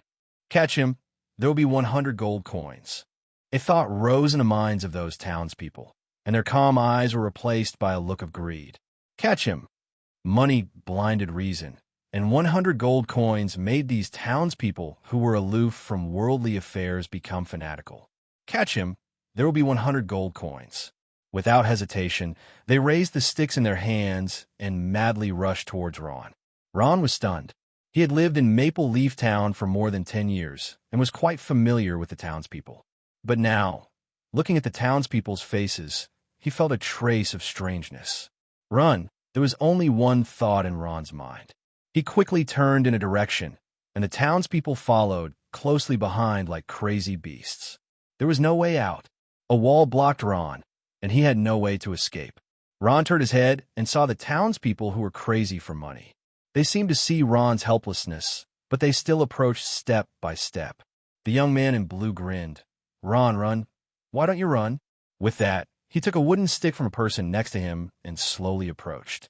Ron bowed his head, still holding a glimmer of hope in his heart. He bit his lip and said softly, "Uncles of Maple Leaf Town, are you really going to do this to me? Uncle Barter, have you forgotten that your daughter fell into the river and I saved her? Uncle Jobs, have you forgotten that I often come to help you with your work?" Ron's childish voice echoed in the surroundings. There was some hesitation in the crowd. Many people began to hesitate. After all, Ron grew up in Maple Leaf Town. Seeing that the situation wasn't good, the blue-clothed youth immediately said in a loud voice, "Don't listen to his nonsense. Master Gerald said that as long as we capture him, he'll give us 100 gold coins. 100 gold coins. Moreover, this run also practices evil necromancy magic." Hearing this, the eyes of those people became firm. "No." Ron desperately waved his hands. Unfortunately, no one was willing to listen to his explanation. Step by step, they approached. Ron, don't waste your time." The young man in blue sneered and said, "Over the years, you've been eating our food, wearing our clothes, and we've raised you. It's time to repay us." Ron looked at the familiar faces of the townsfolk. Under the influence of money, they had become so unfamiliar. "Uncles, don't force me," Ron said as he bit his lip, but no one listened to him. At this time, a sigh came from the depths of his soul. "Do it, Ron. They're no longer the townsfolk you're familiar with. It turned out that Hummelin couldn't stand it anymore. In that case, I won't hold back." Ron's heart became cold. Since these townsfolk didn't care about their former friendship at all, there was no need for him to hide it. Compared to the warriors, the mage series of professions seemed so elegant. Ron moved his hand, and a bunch of black gas was emitted from his hand. He muttered something, and in the blink of an eye, 5 skeleton warriors drilled out of the ground. They held small bone knives in their hands and stared blankly at the large group of townsfolk in front of them with their green eyes. The townsfolk were scared stiff. He's really a necromancer. He can summon skeletons. What evil magic!" The townsfolk's eyes were filled with fear. They didn't want to fight with these terrifying monsters. They began to shrink back again. "Don't be afraid of them. They're just useless skeletons." The youth in blue immediately encouraged the townsfolk. He had been to the Roland Empire and knew some things about necromancers. Many people were scared stiff by the skeleton warriors, but even more people had heard of the legends of necromancy and didn't care about them. "Kill this necromancer. This is heresy. He must be burned to death." The crowd became angry. Rather than saying that they were angry because Ron was a heresy, it was better to say that the magic of money made them greedy. The greedy townsfolk raised the sticks in their hands and smashed them viciously at the skeleton warriors. The skeleton warriors blocked them. Without Ron's order, they didn't dare to fight back. Soon, a skeleton warrior was knocked down and its bones scattered all over the ground. The bones that fell on the ground turned into a cloud of black gas and drifted away with the wind. The situation was getting worse. The townsfolk became even more frenzied. This indirectly confirmed one of the reasons necromancy was trash magic. These skeleton warriors were too weak. Ron had been restraining himself, but he found that there was no way out. "Since you want to die, then don't blame me." Ron's eyes flashed with an ominous glint. Skeleton warriors go. After receiving Ron's order, the skeleton warriors were fearless in the face of the raining sticks. They had no emotions and didn't know what fear was. They raised the bone swords in their hands and directly faced the sticks. With a light slash of the bone swords, a large stick as thick as a bull's mouth was cut in two. The skeleton warriors didn't give up. They waved the bone swords in their hands again and ruthlessly stabbed into the stomach of a townsfolk. Cha! The bone swords weren't long, but they could still pierce through a human body. The townsfolk clutched his stomach with a look of disbelief. He couldn't believe what he saw in front of him, and even more couldn't believe that he would die in the hands of a necromancer who looked like trash. He was the gangster of Maple Leaf Town, the youth in blue who had just spoken to Ron. He suddenly knelt on the ground and muttered to himself, "Impossible! This isn't a necromancer. He died with a look of disbelief and greed for money on his face. He was the person Ron hated the most. He was the one who instigated these people to surround him, so Ron attacked him first. The youth in blue was just an ordinary gangster. He was as weak as a piece of paper in front of the skeleton warriors. Murder! The townsfolk cried out in panic. At the same time, they retreated in horror. Facing the fear of the unknown, no one would be stupid enough to throw their lives away. Ron commanded the skeleton warriors to injure a few more, but he didn't kill them. At this time, the crowd was in an uproar. Many people cried and shouted as they retreated. The scene was extremely chaotic for a while. In the chaos, Ron saw the fat Aunt Susan. He noticed that there was no fear on Aunt Susan's face. On the contrary, there was a trace of relief. The guards of NACA Manor are here. The guards of NACA Manor are here. Just as the scene was in chaos, a voice came from afar. It turned out that the townsfolk had tipped them off and brought the guards of the NACA Manor. They were searching for Ron in various villages and towns. As soon as they heard that Ron had appeared in Maple Leaf Town, they immediately brought people over. This was the NACA Manor's Guard organization. There weren't many of them, but there were more than 10 of them. They were fully armed, wearing exquisite armor that shone under the sun. They were fully equipped with gauntlets, shoulder pads, and other equipment. They were riding tall horses with wide blades at their waists. Cold, murderous intent filled the air. The NACA Manor's Guard captain saw Ron a glance and was overjoyed. It seemed that this great merit almost belonged to him. "Get out of the way! Get out of the way!" The NACA Manor's guards were not polite to the ordinary townsfolk. They whipped the townsfolk who were blocking the way until they cried for their parents. The leader of the NACA Manor's guards dismounted from his horse and walked forward.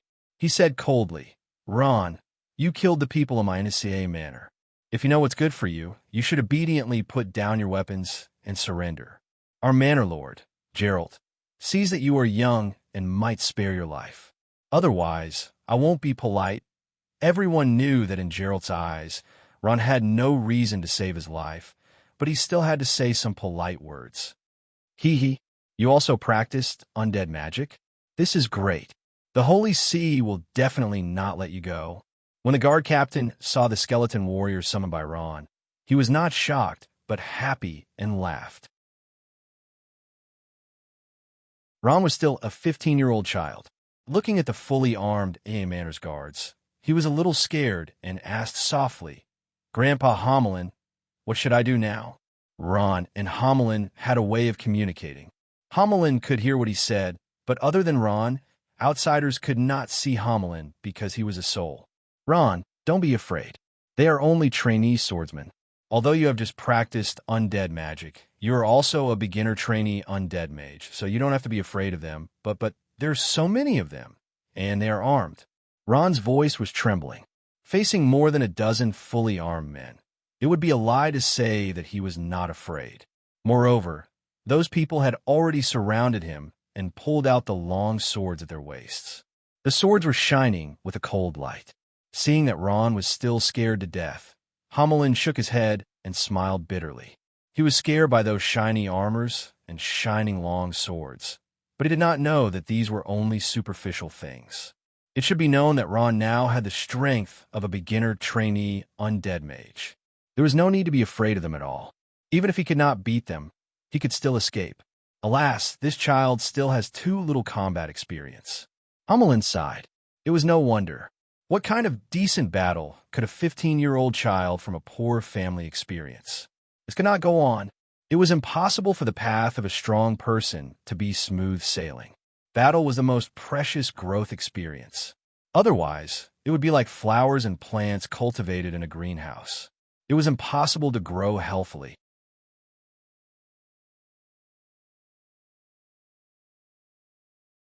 Chapter 16.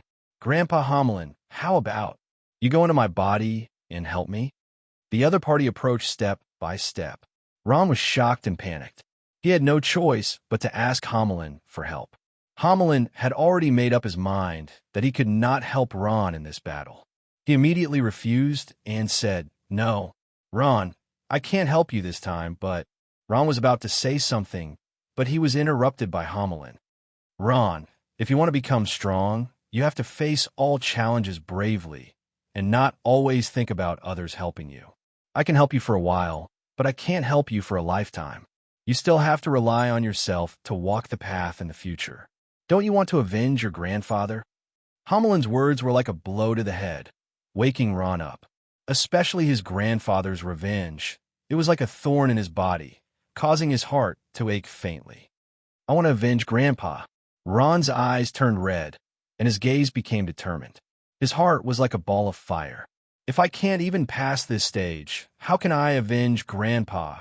The captain of the Naka guards looked at Ron, who had given up resisting, and suddenly became determined. He was slightly startled and said coldly, "You brat, you actually want to resist. Don't you want to live?" Ron didn't answer. Instead, with a thought, he ordered a few skeleton warriors to attack. That's right, Ron. Overcome the fear in your heart. The enemy in front of you is indeed a challenge, but they are not as strong as you think. Ron, you have to remember that the most terrifying enemy is not undefeatable, but the most difficult enemy to defeat is actually yourself, Grandpa Homelin. I understand. Ron's gaze was firm. His heart and body gradually entered a state of battle. I won't back down.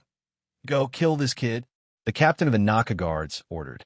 Several guards pounced on Ron like hungry wolves, slashing down fiercely with their swords. These guards were originally hooligans in this area, so their attacks were naturally unmethodical. Other than the powerful armor on their bodies, there was nothing special about them. At this moment, they were like hooligans fighting. The skeleton warrior raised the bone shield in his hand and blocked the Naka guard's sword. What? You can actually block my attack? A guard's eyes widened. While he was in a daze, a black shadow flashed past him and went straight for his eyes. Bang! The black thing went straight into the guy's eye socket. The bone spear directly pierced through that person's head, and a large amount of brain matter and blood flew backwards, splashing onto the faces of the people behind him. After a blood-curdling scream, the guard fell down unwillingly. Even in death, he would never have thought that he would die at the hands of a 15-year-old child. What was even more unexpected was that a mere bone spike would take his life. The captain's heart trembled. He didn't expect a little child to be so powerful. Damn it, isn't undead magic the most useless magic? Ron's first battle was a victory. He killed a fully armed Naka guard in one fell swoop, and his confidence increased greatly. At this time, the bone spike in his hand flew out, and in the blink of an eye, he killed another one. The captain of the Naka guard gritted his teeth and said loudly, "Don't tangle with those skeleton warriors. Just kill that child." The captain's decision was correct. His eyes were so sharp that he could see that Ron was the core of all the skeleton warriors at a glance. As long as he was killed, those skeleton warriors would collapse without a fight. The captain decided to take action himself. He waved his sword and pounced on Ron. How could Ron fight him head-on? He commanded a skeleton warrior to fight with him. The skeleton warrior's strength was beyond his expectations. A mere skeleton warrior could entangle him and make him unable to move. At this time, Ron had already entered a state of battle. He had a feeling that he could grasp the situation of the entire battlefield. This feeling was very mysterious, but it was also very real. Every move of the enemy fell into his eyes. Every skeleton warrior was entangled with one or two Naka guards. The dozen or so people on the opposite side seemed to have been separated by him. They were originally a group, but they had become separate fighters. And all of this was caused by Ron. Ron's agile body quickly dodged to the side. With a wave of his hand, he muttered to himself. Not long after, a small bone spike appeared in his hand. With a cold smile on his face, Ron observed the movements of every Naka guard. Suddenly, the soles of a guard's feet slipped, revealing a small flaw. Good opportunity. Of course, Ron wouldn't let go of such an obvious opportunity. He waved his hand gently, as if throwing. The bone spike carried black soul power, like a pornographic novel. The arrow that was shot out of his hand flew out at an extremely fast speed. What a precise sneak attack. The target was the guard's foot. With such a tricky angle and a strange attack, the guard could only watch as the bone spike flew over, but he couldn't dodge it. Bang! With a bang, the bone spike shot into his thigh, causing blood to flow. The guard gritted his teeth and took a step back. While he was in a daze, the skeleton warrior beside him suddenly pounced on him, and a sharp bone sword accurately cut through his soft neck. A headless corpse fell to the ground, and the blood on the broken neck spurted high into the air. Another Naka guard died. What a perfect cooperation. Seeing this, Hamelin secretly praised in his heart. For Ron, this undead magic seemed to be tailor-made for him.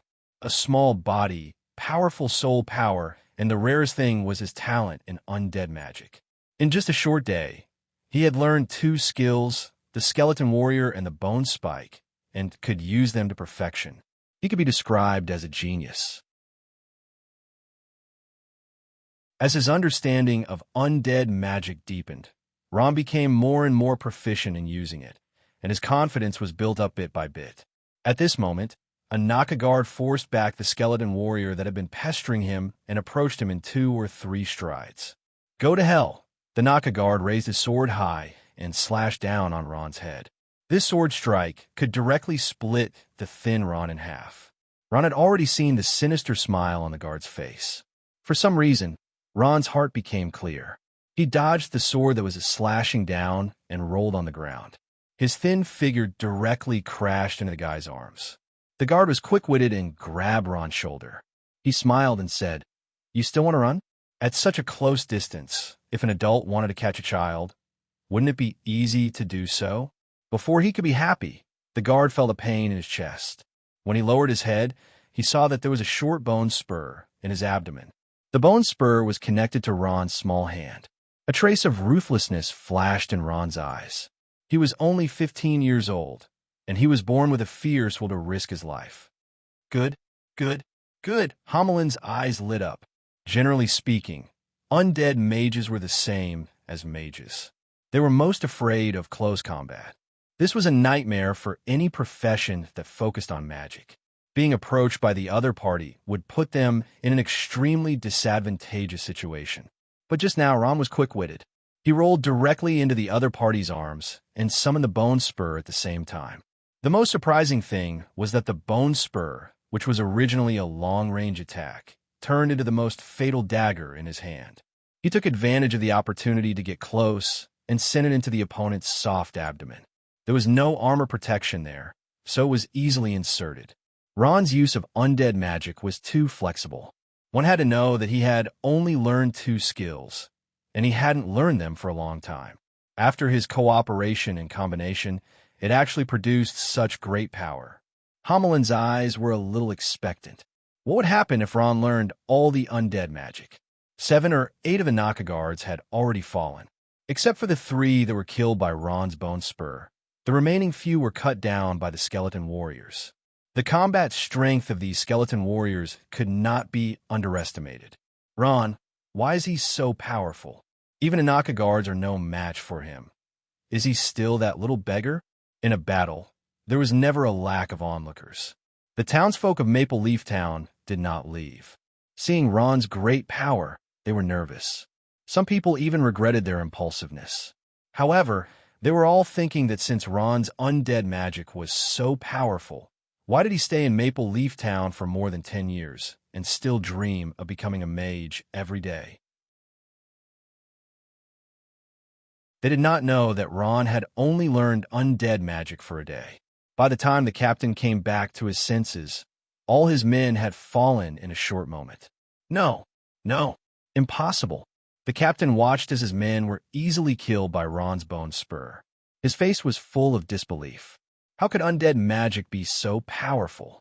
Hadn't this been proven to be useless magic? No, this isn't undead magic. This isn't undead magic. A voice shouted in the captain's heart. You're the only one left. At some point, corpses had fallen on the ground. The little child was already standing in front of him. 4 or 5 skeleton warriors were lined up to guard his left, right, and back. This was the most standard combat posture. In the blink of an eye, all his men died at the hands of this 15-year-old boy. Ron's face was as calm as water. He looked at him calmly, as if he was looking at prey. In his eyes, this guard was full of flaws. As long as the skeleton warriors went up to entangle him and found the right opportunity, the bone spur could pierce his heart. The captain of the Naka guards was a young man in his 20s. He calmed down and slowly lowered the tip of the sword in his hand. He asked in a deep voice, "I am Groot, the captain of the guards of the Naka Manor." "You? Who the hell are you?" Ron smiled, revealing a row of white teeth. He stared at Groot, the captain of the Naka guards, and said word by word, "I am Ron, necromancer, Ron." At this time, a bright light suddenly appeared in the sky, followed by a clap of thunder that rang in everyone's ears. The sky was filled with dark clouds at some point, and it was about to rain.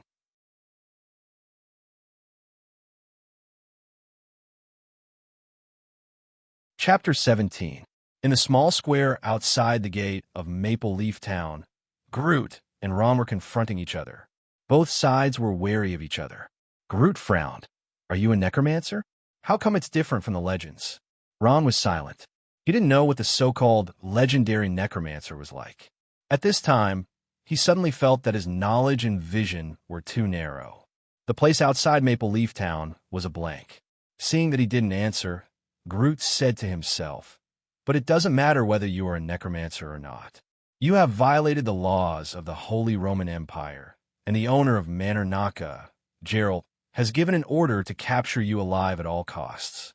If you can't be captured alive, you will be destroyed on the spot. Then you can try." Ron didn't want to talk nonsense with him and directly let the skeleton warriors rush forward. Groot stared at the 4 or 5 skeleton warriors roaring and rushing forward. His face was gloomy. Like water, he said in a hoarse voice, "Originally, I didn't intend to use this trick here. Maybe it's time." He slowly pulled the sword back and made an attacking posture. There was a slight change in the surrounding airflow. As if there was a force constantly pulling, his momentum was constantly condensing. Ron's face was dignified. He noticed the change in his opponent. In his soul, there was a hint of danger reminding him. At the moment when the skeleton warriors were about to get close, Groot had finished gathering power, and he shouted, "Sword of Flame." The sword in Groot's hand suddenly emitted a large amount of flame. The flame burned on the sword, and the sword became a sword of flame. This trick was his last life-saving trick. It was extremely powerful. When he was cultivating, he didn't think that he would use this trick against a 15-year-old child. Sure enough, after the sword of flame appeared, its power increased several times. With a swing of the sword, a skeleton warrior was split in half in the air. The skeleton scattered and fell to the ground. What? Ron was shocked. The power of this trick was indeed beyond his expectations.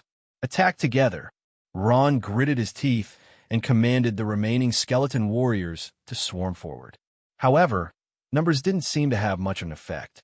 With a wave of the flaming sword, all the skeletal warriors melted like snow in the spring when they came into contact with the flaming sword. They weren't even a match for the flaming sword. Around Groot, 7 or 8 skeletons had already fallen. These skeletons were all cut in half by the flame sword, as if they were rotten wood. Ron didn't even have the strength to fight back. He only had 1 skeleton warrior left, and this skeleton warrior's hand had already been cut off. Bone spike. The situation had taken a turn for the worse. Ron was anxious. If even the last skeleton warrior fell, then no one would be able to save him. If the enemy got close to him, then he wouldn't have any strength to fight back. Before he could react, he launched a sneak attack. Clang! The flying bone spike was blocked by the flaming sword. The flames were blazing, reflecting Groot's ferocious face. "It's useless, Ron. I've already seen through your tricks." After that, he gently waved his sword. The flaming sword flashed with a dazzling light. The last skeleton warrior fell, and its bones were broken on the ground. Ron didn't think that things would turn out like this. He took a step back in horror. As a junior apprentice necromancer, he only knew these 2 skills. Who knew that they would be easily broken by the opponent? He had no other way. The captain is very strong. Ron is finished. This Ron, he actually dares to practice evil undead magic in the sacred Maple Leaf Town. Damn it! A townsman cursed fiercely. "Kill him! Kill him! Kill him!" It was unknown who started to shout, but the voice gradually grew louder. These townsfolk all supported the captain of the Naka Guards. In the face of evil, undead magic, these townsfolk easily formed a united front. After all, they were all residents of the Holy Roman Empire. Groot licked his lips cruelly. See, these townsfolk who have been with you for so many years, they all want you to die. Ron bit his lips tightly. Groot approached step by step and said to himself, in order to deal with you, I actually used the flaming sword. Shame. It's a shame. He raised his sword high and shouted, Ron, this shame can only be washed away with your blood. What should I do? What should I do? Ron had already been forced to a corner. His heart was burning with anxiety. The pride he had felt at the beginning had disappeared without a trace. At this moment, Hummelin's voice sounded in a timely manner. Ron, this guy just used a secret method to forcibly increase his strength. In fact, with his current strength as a senior apprentice warrior, it's impossible for him to use the flaming sword. This is a skill belonging to a junior warrior. Grandpa Hummelin, what should I do now? I can't think of anything at all. Ron's heart was full of despair. Am I destined to die here today? Hee, things are not that bad. Hummelin laughed. He used the skill to forcibly increase his strength, so it's bound to not last long. As long as you drag it out, the final victory will still be yours. But Grandpa, how can I drag it out? My skeleton warriors are no match for him at all.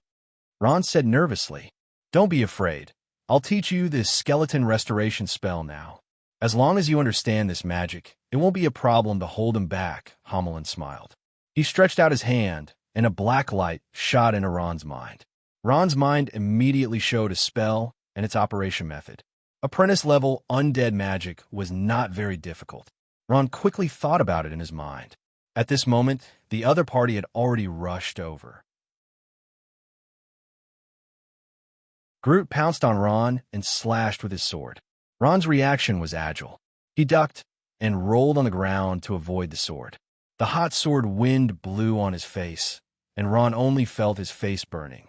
Groot, the captain of the Naka Guards, waved his fire sword repeatedly, and Ron barely dodged. The situation was extremely tense.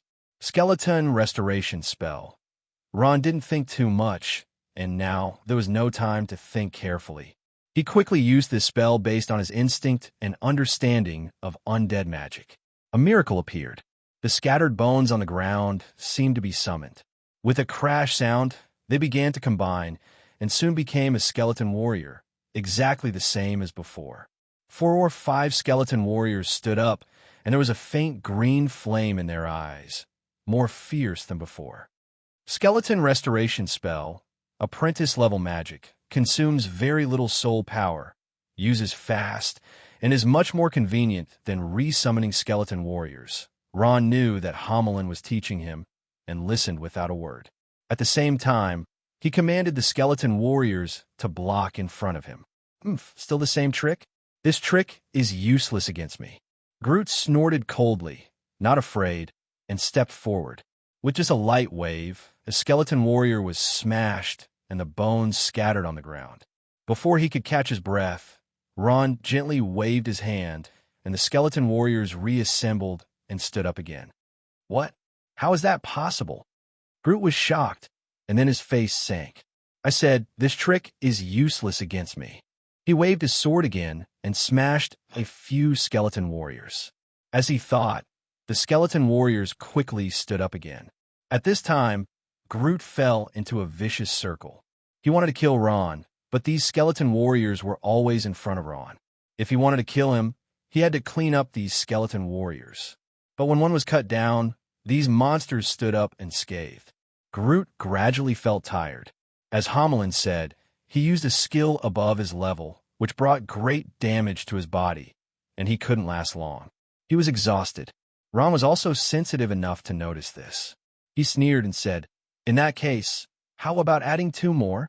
He muttered, and under his command, 2 skeleton warriors stood up from the ground, and the number of skeleton warriors besieging Groot increased to 7.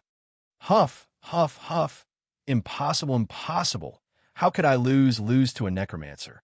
Groot gasped, and the flame of the long sword in his hand became dimmer and dimmer. After a while, it disappeared. "Go to hell," Ron coldly shouted. At this time, a skeleton warrior suddenly appeared from behind, and a long bone sword pierced Groot's body from the back. He widened his eyes and fell down unwillingly. Ron used his wisdom to win the final victory. "What? They're all dead?" The captain was killed by him. "God, he's only a 15-year-old child." "Devil, you must be a devil." The townspeople began to talk and looked at Ron with fear. Ron took a deep breath and stood up. There was some commotion among the townspeople, and they looked at Ron with fear. Only now did they remember their behavior. If Ron came to settle accounts, then the consequences. Ron's emotionless eyes swept over the surrounding townspeople, and a trace of killing intent flashed in his eyes. Is he going to? The townspeople were even more frightened, and some of them had already begun to pray. In the crowd, Ron saw Aunt Susan again, and she looked at him with concern. Ron's heart warmed. This was the place where he grew up, and except for a few confused townspeople, most of the townspeople still cared about him. Ron withdrew his gaze and didn't look at the townspeople again. Without saying anything, he turned and left. He's gone. The townspeople's frightened emotions slowly calmed down, and they looked at each other and rejoiced. "This devil, will he come back?" A townspeople asked worriedly. "Since he let us go, he won't come back to find trouble with us," an experienced old man said in a deep voice. He sighed slightly. "He's still a very innocent child. I know that his dream is to become a great magician. It's a pity that he's now practicing that kind of evil magic. Let's clean this place up." The old man looked around and said helplessly,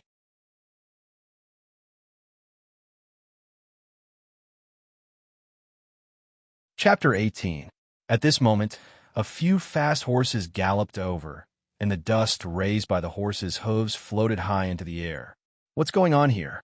Where's that kid?" It was Gerald, his son, and a few others who rode their horses. He received a tip from some of the townsfolk of Maple Leaf Town and quickly ran over. However, Ron had already left for a while. "Ah, that's Lord Gerald of the Knockham Manor." Some sharp-eyed townspeople noticed the person coming, and their eyes showed fear. In Maple Leaf Town, Gerald's notoriety was as loud as the Knocka guards. "I just received a report that someone found Ron back." Where's Ron?" Gerald got off his horse with a gloomy face. He knew that Ron must have left long ago. Reporting to Lord Gerald, Ron just left. A townsfolk boldly said, "You bunch of lowly people." Gerald was very unhappy now. He was about to scold a few words when suddenly his eyes widened. He saw Groot lying on the ground. A bad feeling flashed through Gerald's heart. He rushed over and reached out to lift Groot's body. Sure enough, Groot had already been dead for a long time. "Groot!" Gerald shouted and almost fainted. The captain of the Knocka guards, the strongest Groot, was dead. He was actually dead. Who did it? Gerald gritted his teeth, his eyes almost spitting fire. Seeing Gerald lose his composure, the townsfolk were stunned. No one dared to answer him. Gerald stood up with a bang, grabbed a townsfolk by the collar, stared at him with a man-eating gaze, and roared, "Tell me, who did it?" Yes, no. I didn't do it." The townsfolk was so frightened by the angry Gerald that he couldn't even speak clearly. "Tell me, who is it?" Gerald's gaze was murderous. One had to know that the captain of the Knocka guards, Groot, was his nephew. "Yes, it's that Ron." Among the townsfolk, one of them was bold enough to answer. "What, Ron?" Gerald was stunned for a moment. He didn't expect that his men would be killed by Ron when he gave the order to hunt him down. Gerard's bloodshot eyes stared at the townsfolk, who spoke. Are you sure?" "Yes, Lord Gerald, that Ron practiced evil necromancy magic. He summoned many skeleton-like things and then killed Captain Groot," the townsfolk said while trembling. "Bastard," Gerald cursed angrily. He pulled his hair desperately. He didn't know what was wrong with him. In just 2 days, so many things had happened. At this time, he suddenly felt a chill in his heart. Groot was a senior apprentice swordsman. He was only a little bit away from junior swordsman. He didn't know when he would break through, but he was killed by a 15-year-old kid. In other words, this kid's strength was at least at the level of senior apprentice swordsman. That kid, he's only 15, Just the thought of having a grudge with such a person sent chills down Gerard's spine. 15 years old. What level would he grow to in the future? The strength of a senior apprentice swordsman might not be much in the Holy Roman Empire, but in the area of Maple Leaf Town, it was enough to walk sideways. Except for the Holy See, not many people dared to provoke him. At this time, Gerald couldn't help but regret. If he had known that things would turn out like this, he wouldn't have been so ruthless. With his status, he could have gone to apologize to that kid and compensate him appropriately. It wouldn't have cost much. 10 gold coins would have been enough to settle it, and there wouldn't be such a big grudge now. But not only did he not do that, but he also sent people to kill him. Gerald now regretted it. Thinking of this, Gerald couldn't help but stare fiercely at Chitley. This matter was caused by this silly kid. As an aristocrat, Chitley usually did a lot of bad things. Many commoner girls were also ravaged by him. Afterwards, they were settled with money. But this time, Father, Chitley was frightened by Gerald's stare and called out timidly. Gerald sighed. Although the matter was caused by Chitley, he was still his son. It was useless to blame him now. Besides, there was also a problem with the way he handled things. Now that things had come to this point, perhaps the grudge couldn't be easily resolved. Father, what do we do now? Chitley's voice was trembling. He knew that he had caused trouble by offending such a powerful character. How many senior apprentice swordsmen were there in the area of Maple Leaf Town? Not to mention that he didn't have the strength of a junior apprentice swordsman. Even his father was only a senior apprentice swordsman. Don't look at how arrogant he was in front of these ordinary townspeople. Once he encountered a real powerhouse, he would immediately be terrified. What should we do? Gerald knew that it was useless to regret. On the surface, this child's strength had surpassed Manor.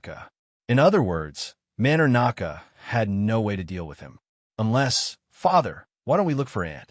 Chitley whispered. Aunt Salter family. Gerald's eyes lit up. As long as the Salter family sent a powerhouse, there was no need to worry about not being able to kill this Ron. No, it's too far. Gerald thought about it and shook his head. The Salter family was in the capital of the Holy Roman Empire. It was a long journey. By the time he invited a powerhouse, Manor would have been razed to the ground. Then what should we do? Chitley was so scared that his face turned pale. Only now did he know how ridiculous his small force was in front of a real powerhouse. I'm afraid there's only one way. Gerald raised his head, his eyes flashing with the light of revenge. Since he had already done it, there was no turning back. The few people from Manor silently collected the corpses and returned. Although these guards weren't very strong, they were all hired with money. Not only were their weapons and equipment provided by Manor, but according to the rules of the Holy Roman Empire, everyone had signed a contract. If they were injured or killed in battle, they would have to pay a pension. This was a large sum of money. Now that so many of them had died, even with Manor financial resources, they couldn't bear it. Pornographic novels, the equipment of the dead Naka guards was valuable, so they definitely had to take it back. Near the border of Goldshire Town, in a special house. This house stood alone by the side of the road, in the middle of nowhere. The house was made of several large wooden pillars. From the outside, it looked rather simple and crude. In the room, there were a few long counters like a bar. There were a few dilapidated tables scattered around, and the stools on them were covered in dirt. Although this room wasn't big and was in a remote location, there were many people going in and out. It was quite lively. In the room, as long as there were stools, they were filled with people. Mercenary Tavern. It was the most sacred place in the hearts of all the mercenaries in the Noah continent. As soon as these mercenaries arrived here, they knew that they were safe. Although the tavern was small, it had everything. Not only could they drink the inferior yellow wine that mercenaries liked, but they could also provide a place to rest. Most importantly, this was the place where missions were issued. After completing the mission, they could even get money here. Many mercenaries liked to stay here every day, staring at the mission bulletin board to see if there were any suitable missions for them. There were many missions, and the bulletin board was densely packed. However, there were very few that were suitable for ordinary mercenaries to do. Many of them needed to go to some dangerous places to complete them. For example, the reward for hunting the blue bull's horn was 500 gold coins. The blue bull was easy to hunt, but the location of the blue bull was in the Chemo Plateau. It was a famous dangerous place. Compared to the effort and risk they had to put in, the reward was too low. Of course, if the reward was increased to 5,000 gold coins, the mercenaries here would definitely rush like vultures. Mercenary missions were divided into S rank, A rank, B rank, D rank, E rank, and so on. Each rank of mission had a considerable reward. The higher the rank of the mission, the higher the reward. Of course, the greater the risk. For an S rank mission, the reward was calculated in hundreds of millions of gold coins. Of course, an S rank mission wasn't something that ordinary people could complete. Most mercenaries would choose D or E rank missions. After completing the mission, they could go to any tavern or mercenary station in the Noah continent to submit the mission. The waiters in the tavern had a special way to contact the mercenary union to confirm the completion of the mission and then directly pay the reward. The mercenary tavern was such a place. People with mercenary status could enjoy a 20% discount on drinks here. Of course, this didn't include the cost of finding a girl. Inside the tavern, the air was turbid. The sounds of drinking, and quarreling could be heard. In the midst of the toasting, many gorgeous women were shuttling back and forth between the unbearably vulgar mercenaries. Many of the women's breasts were exposed, attracting the lecherous gazes of the male mercenaries. The bold ones would step forward and grab them, causing the women to grumble coquettishly. If the price was right, the women here could follow you upstairs. The women here were all from poor families. For them, this kind of work was too easy. They didn't need to work hard and could earn enough money for their family to live every month. The mercenaries here were generous, especially those who had just completed a mission and received a reward. When they came out of the hall, many women would rush up to them. It was too easy to earn money from mercenaries. Of course, this was something that only a very sharp eye could see. Gerald and Keatley appeared here. "Father, this is the mercenary tavern." Keatley came here for the first time. For him, this place was full of novelty.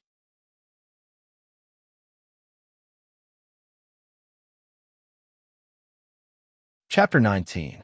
Chitley sized up this simple and crude building with a slightly envious gaze. He knew that the income of the mercenaries here wasn't high. A few thousand gold coins a month was a common matter. However, he also knew that the money here wasn't so easy to obtain. Stepping into the door, an old beggar suddenly rushed out from the side. "Please, sir, I used to be a mercenary too, until I took an arrow to the knee." Gerald waved his hand impatiently and walked straight in. The old beggar did not pester him and returned to his seat, continuing to wait for the next patron. "Father, are we really going to post a mission here?" Chitley asked, puzzled. At the same time, he frowned. He was not used to the turbid air here. Gerald nodded expressionlessly. At this time, he was not in the mood to talk to him. He walked to the front of the counter, and a waiter dressed in blue came out to greet him. "Sir, what service do you need?" "I want to post a mission," Gerald said. "Okay, please wait a moment." The waiter nodded. He took out a book and wrote something on it. At the same time, he said without raising his head, "Go ahead." Gerald took a deep breath. "I want to kill a person. It's a child of about 15 years old." How strong is the target?" the waiter asked. "Strength, I'm not sure." Gerald hesitated. "But he practices necromancy." "Necromancy?" The waiter raised his head in surprise. Practicing necromancy in the Holy Roman Empire was definitely tired of living. He did not expect someone to be so stupid. Even if he wanted to practice necromancy, he should have gone to the Roman Empire or other places. What was even more stupid was that the person who posted the mission did not go to the Holy See. Instead, he came to the mercenary tavern to post the mission. It was the first time that the waiter had accepted such a mission. With the lesson from last time, Gerald did not dare to go to the Aryan priest. He could only go to the mercenary guild to post the mission. Killing a necromancer isn't that difficult. It's just like killing an ordinary person. The attendant muttered to himself. He was evaluating the value of this mission so that it would be easier for him to give out the reward.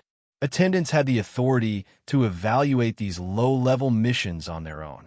Sir, according to my evaluation and calculation, this mission belongs to level E.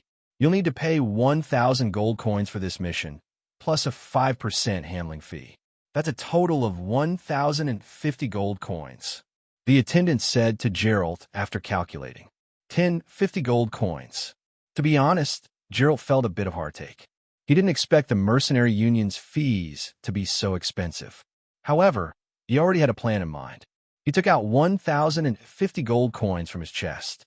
Sir, please take out the mercenary badge issued by the Mercenary Guild to register. The attendant said.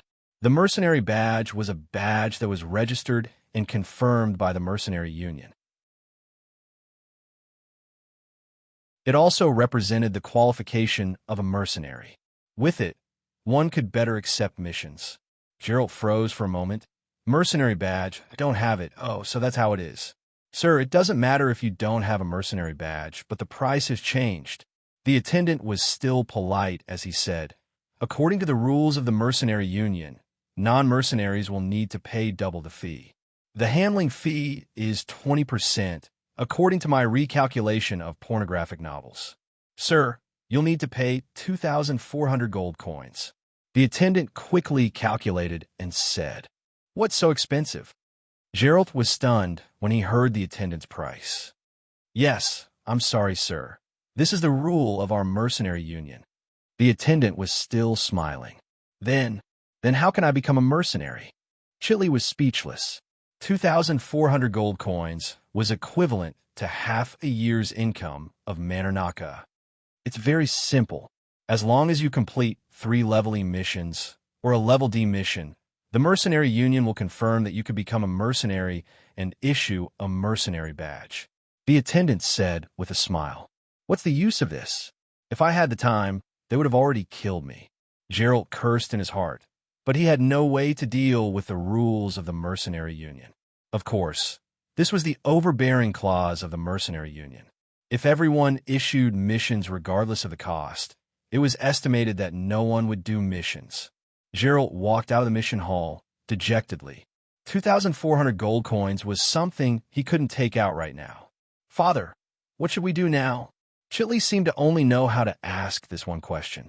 Geralt replied in a bad mood. You ask me, but who should I ask? At this time, his eyes saw a mercenary who was drinking. He frowned, and a plan came to his mind. Geralt knew that in addition to issuing official missions in the mercenary tavern, temporary missions could also be issued. The so-called temporary missions referred to missions that were not recognized by the mercenary union and were privately negotiated between the employer and the mercenary. In other words, it was a private job. This kind of mission only required a commission and did not require a handling fee. Not all mercenaries were willing to accept this temporary mission because this kind of mission was not protected by the mercenary union. There was no guarantee. Not only did the employer not trust the mercenary, but the mercenary also did not trust the employer. Hey, hello. Geralt walked out of the hall and came to the tavern. He walked to the side of a rough-looking man and greeted him. That guy was leisurely drinking yellow wine, while his eyes were constantly glancing at the tall bulletin board on the wall for fear of missing a mission suitable for himself. Who are you? I don't know you. The rough-looking man raised his pair of drunken eyes and opened his mouth to burp. Gerard couldn't help but frown when he smelled the stench. However, he remained courteous and praised the man for a while. What a handsome and brave mercenary.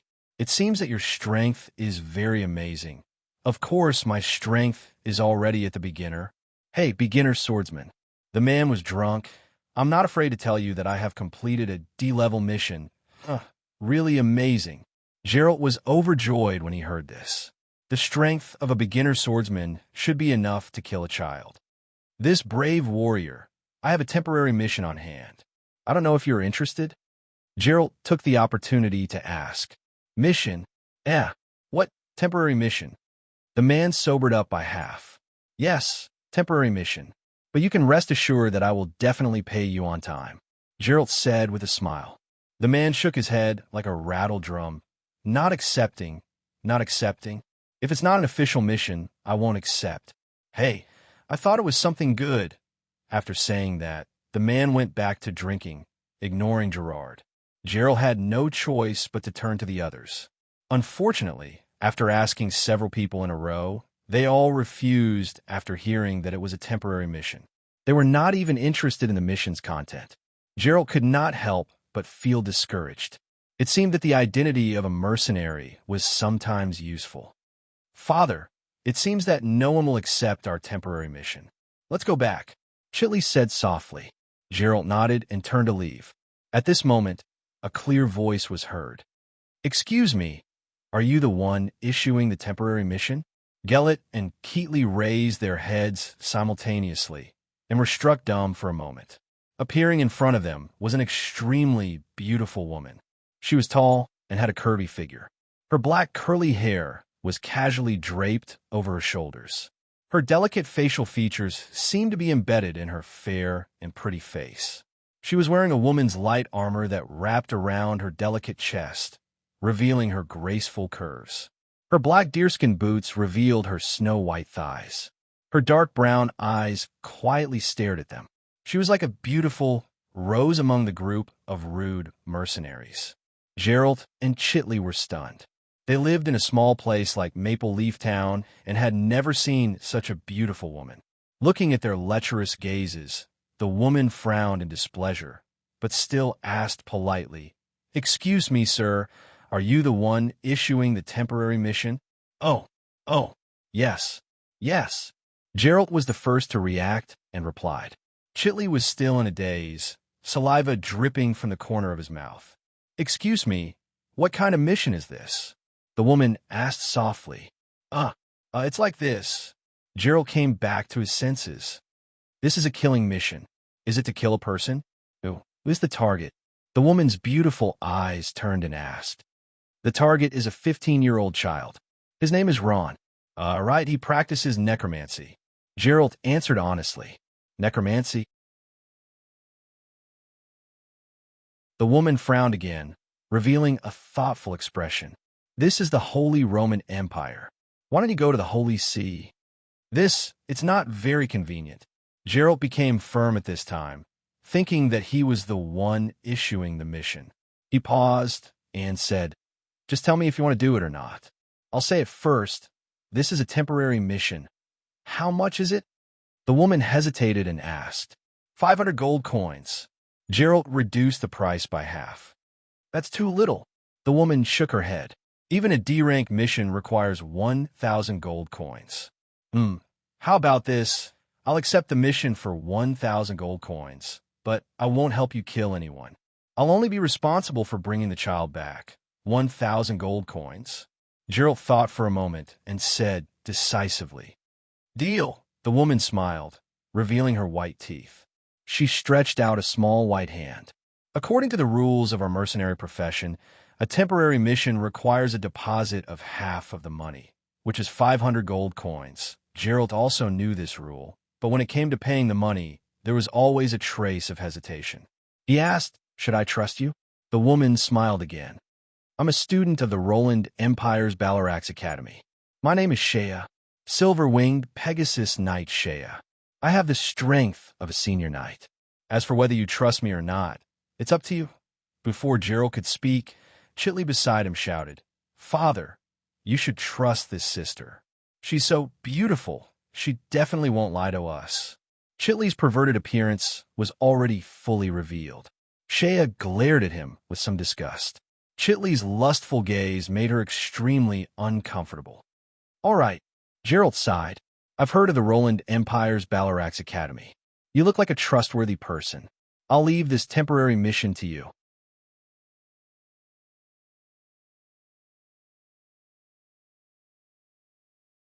Chapter 20. Is this the child? Shea glanced at it and nodded. At the same time, she also asked about Ron's background and identity. Knowing that he was just a vagrant without any foundation, she was relieved. Shea put away the portrait and said, 3 days. Give me 3 days, and I will bring this child to your place.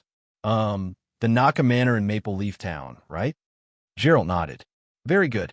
Then, Mr. Gerald, goodbye. Shea performed a standard night salute and turned to leave. Behind her, Chitley was still staring at Shea's back in a daze. Shea, you're back. What took you so long?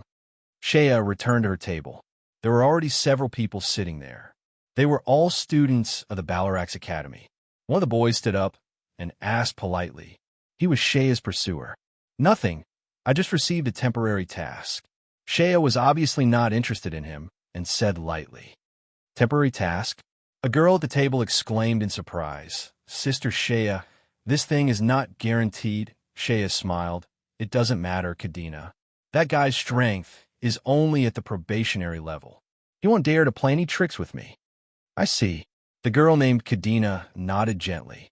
Like Shaya, she was not inferior to Shaya in terms of beauty. She was even more beautiful than him. She had long blue hair, and her fair skin exuded a delicate cyan color. Her long eyelashes covered a pair of big eyes that could speak. They twinkled, making her look as cute as a doll. She was wearing a blue magic robe and sat there demurely, like an orchid in a deserted valley. Shea and Kadena were known as the two school beauties of the Balarax Academy. Not only that, but their strength was more dazzling than their appearance. Kadena was 18, and Shea was 19. Both of them had already reached the top of their profession. At their age, they were the top contenders in the Balarax Academy. Unlike Shea, who was a commoner, Kadena had an illustrious identity. She was the little princess of the Doro Empire in the western part of the Roland Empire. Because she usually liked to wear blue clothes, some people called her the blue-clothed princess. Kadena and Shea, although their identities were very different, it did not prevent them from becoming best friends. One was a knight, the other a magician. Their professions complemented each other very well, and they also lived in the same dormitory. There were a total of 7 students from the Balarax Academy, 4 men and 3 women. They formed a mercenary squad for a mission. Each of them was an elite of the Balarax Academy. They were all high-ranked warriors, none of them lower than a high-ranked warrior. Among the 7 people, the leader was a burly man. This man had a terrible scar from the corner of his eye to his mouth. When he spoke, the scar wriggled like a snake, making people shudder. The paladin, Mocklin, was 25 years old. He was the number 1 genius in the Balarax Academy. It was said that he was half a step away from becoming a master. Like Shea, Mocklin was also born poor. He climbed up step by step with his own efforts and talent. At such a young age, he had received invitations from many countries and forces. The most important one was the Holy See. As soon as he graduated, he would definitely be able to join the Knights Templar, the core power of the Holy See. However, Mocklin was still considering. The second was the priest, Serene. He was born in a noble family. He had long blonde hair and looked like a girl. He wore a pure white priest's robe. Unlike Mocklin, he had joined the Holy See long ago. The third was the swordsman, Ifat. He was Shea's pursuer, but Shea obviously had no interest in him. There was also a thief and an archer, a man and a woman. They were already a couple. Mocklin was the leader of this group. He was also Shea's sweetheart. Unfortunately, Mocklin liked the blue-clothed princess, Kadena, but Kadena didn't like him. These people formed an elite squad and came to the Holy Roman Empire. They had just completed a C-rank mission and received a generous reward. Just as they were about to return to the mercenary station, they learned that Shea had received a temporary mission. Shea, why did you accept a temporary mission at this juncture? Don't you know that we are going back? Mocklin's hoarse voice sounded. He was a little dissatisfied with Shea. I'm sorry. I need money urgently, so... Shea lowered her head and blushed.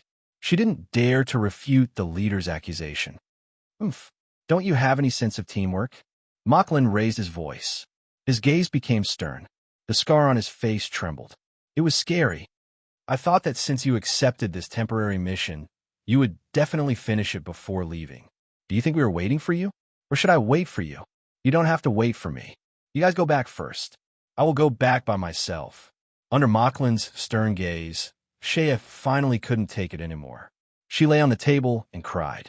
Kadena reached out and patted Shea's shoulder. She couldn't help but comfort her. She looked at Mocklin with a hint of blame. Mocklin, you are bullying Sister Shea again. Mocklin's gaze softened. He didn't dare to look at Kadena. At this moment, the swordsman Ifit stood up and slammed the table. Merklin, you've gone too far. It's only been 3 days, and you can't even wait. Fine, I know you're strong, but Ifit, am not afraid of you. Come, let's duel if you have the guts. Ifit, I know you like Shea, but she violated the team's discipline and should be blamed. I'm not wrong to do this. Mocklin sneered and pointed at Ifit's nose. As for a duel, you're still not my match. Go back and train for a few more years. Ifit's face was red with anger. He didn't want to lose face in front of his sweetheart. He drew his sword. Then I will show you my power. The atmosphere was a little stiff. Mocklin was silent for a moment. He ignored the sword in front of him and smiled. Ifit, you must know that this is the mercenary station. You can't fight. Don't worry. If you want a duel, wait until I return to the Balarax Academy. I will definitely fight you to my heart's content. It was a rule of the Mercenary Guild that fighting was not allowed in the mercenary station. If you wanted to fight, you had to go outside. You were not allowed to destroy anything in the mercenary station. Otherwise, the guild would revoke your mercenary qualifications. Ifit's face turned red and white. He snorted, put away his sword, and sat down. At this moment, Kadena frowned and pulled Shea. Sister Shea, why did you accept this temporary mission? Shea stopped crying and raised his head to look at Franklin. He lowered his head silently and said embarrassedly, I want to buy a lower gold knight sword, but I'm still short of 1,000 gold coins. I think, after accepting this mission, I'll be able to buy it. Kadena smiled sweetly. Sister Shea, isn't it just 1,000 gold coins? Just take it as me lending it to you. Kadena knew Shea's personality. It was fine if she said she would lend it to her, but if she said she would give it to her, she would never accept it. Although Shea was born a commoner, he had never asked Kadena for money since they were friends. Kadena knew that if she forced it on him, she was afraid that Shea would turn hostile, and at that time, they wouldn't be friends anymore. Shea was a girl with a strong sense of self-esteem. Isn't it just 1,000 gold coins? Shea, I'll pay for it. Ifit's family wasn't bad. Although they weren't nobles, they were still wealthy. Ifit was very straightforward. He was pursuing Shea. Although 1,000 gold coins was a lot, he could still afford it. No, I don't want your money. Shea shook her head stubbornly. Kadena bit her lips and pleaded, Captain Mocklin, I think we should wait a few days. A few days won't be a problem. Seeing that Kadena was pleading, Mocklin could only nod. He then asked, Shea, what kind of mission is it? Do you need our help? No need. Shea heaved a sigh of relief and cast a grateful look at Kadena. It's just a small mission. It's to catch a 15-year-old child. He practices undead magic. Someone offered 1,000 gold coins for me to catch him. The mission is very simple. As long as we find the person, the mission is completed. Shea smiled at him and said, Undead magic? That undead magic that's called trash? Mocklin frowned in disgust. Such a mission isn't difficult at all. As you said, as long as we find the person, the mission is completed, he nodded. All right, go ahead. Finish the mission as soon as possible, and we'll return to the academy. 2 days later, on the road from Goldtire Town to Barat City, Ron's figure appeared. Ron, where are you going now? Homelin's soul in the soul ring asked Ron after he left Maple Leaf Town. I don't know. Ron was in a bad mood. He tightened the package on his body, which contained the rations that Aunt Susan had given him. Thinking of Aunt Susan, a trace of warmth emerged in his heart. Aunt Susan said that she wanted me to leave the Holy Roman Empire and go to the Roland Empire. It's the world of magic and is known as the Magic Kingdom. Over there, undead magic won't be looked down upon and won't be hunted down. Magic Kingdom. Homelin was fascinated. In his era, undead magic was rampant. At that time, undead magic was like a toddler learning how to walk, but undead magic was already a thriving adult. I wonder how far magic has developed now. Homelin thought for a while and said, Ron, you're now a novice undead magic apprentice. If you meet an ordinary person, you'll be able to protect yourself. But if you meet a strong person, you won't have any power at all, I know. Ron lowered his head and sighed. But he raised his head again, his eyes flashing with determination. But without revenge, I won't easily leave the Holy Roman Empire. At this moment, a horse's neigh suddenly came from the sky. Then a black shadow swept over Ron's head. Boom! A silver-white figure fell from the sky and landed on the ground. The strong impact caused smoke and dust to fill the air. When the smoke and dust dispersed, an incomparably beautiful face was revealed. It turned out to be a beautiful female knight. Her mount was a handsome, silver-winged Pegasus. The female knight's face was frosty as she asked coldly, "You're tuning into the Warrior Lore YouTube channel. Don't forget to subscribe and join us on this journey to catch the most captivating stories."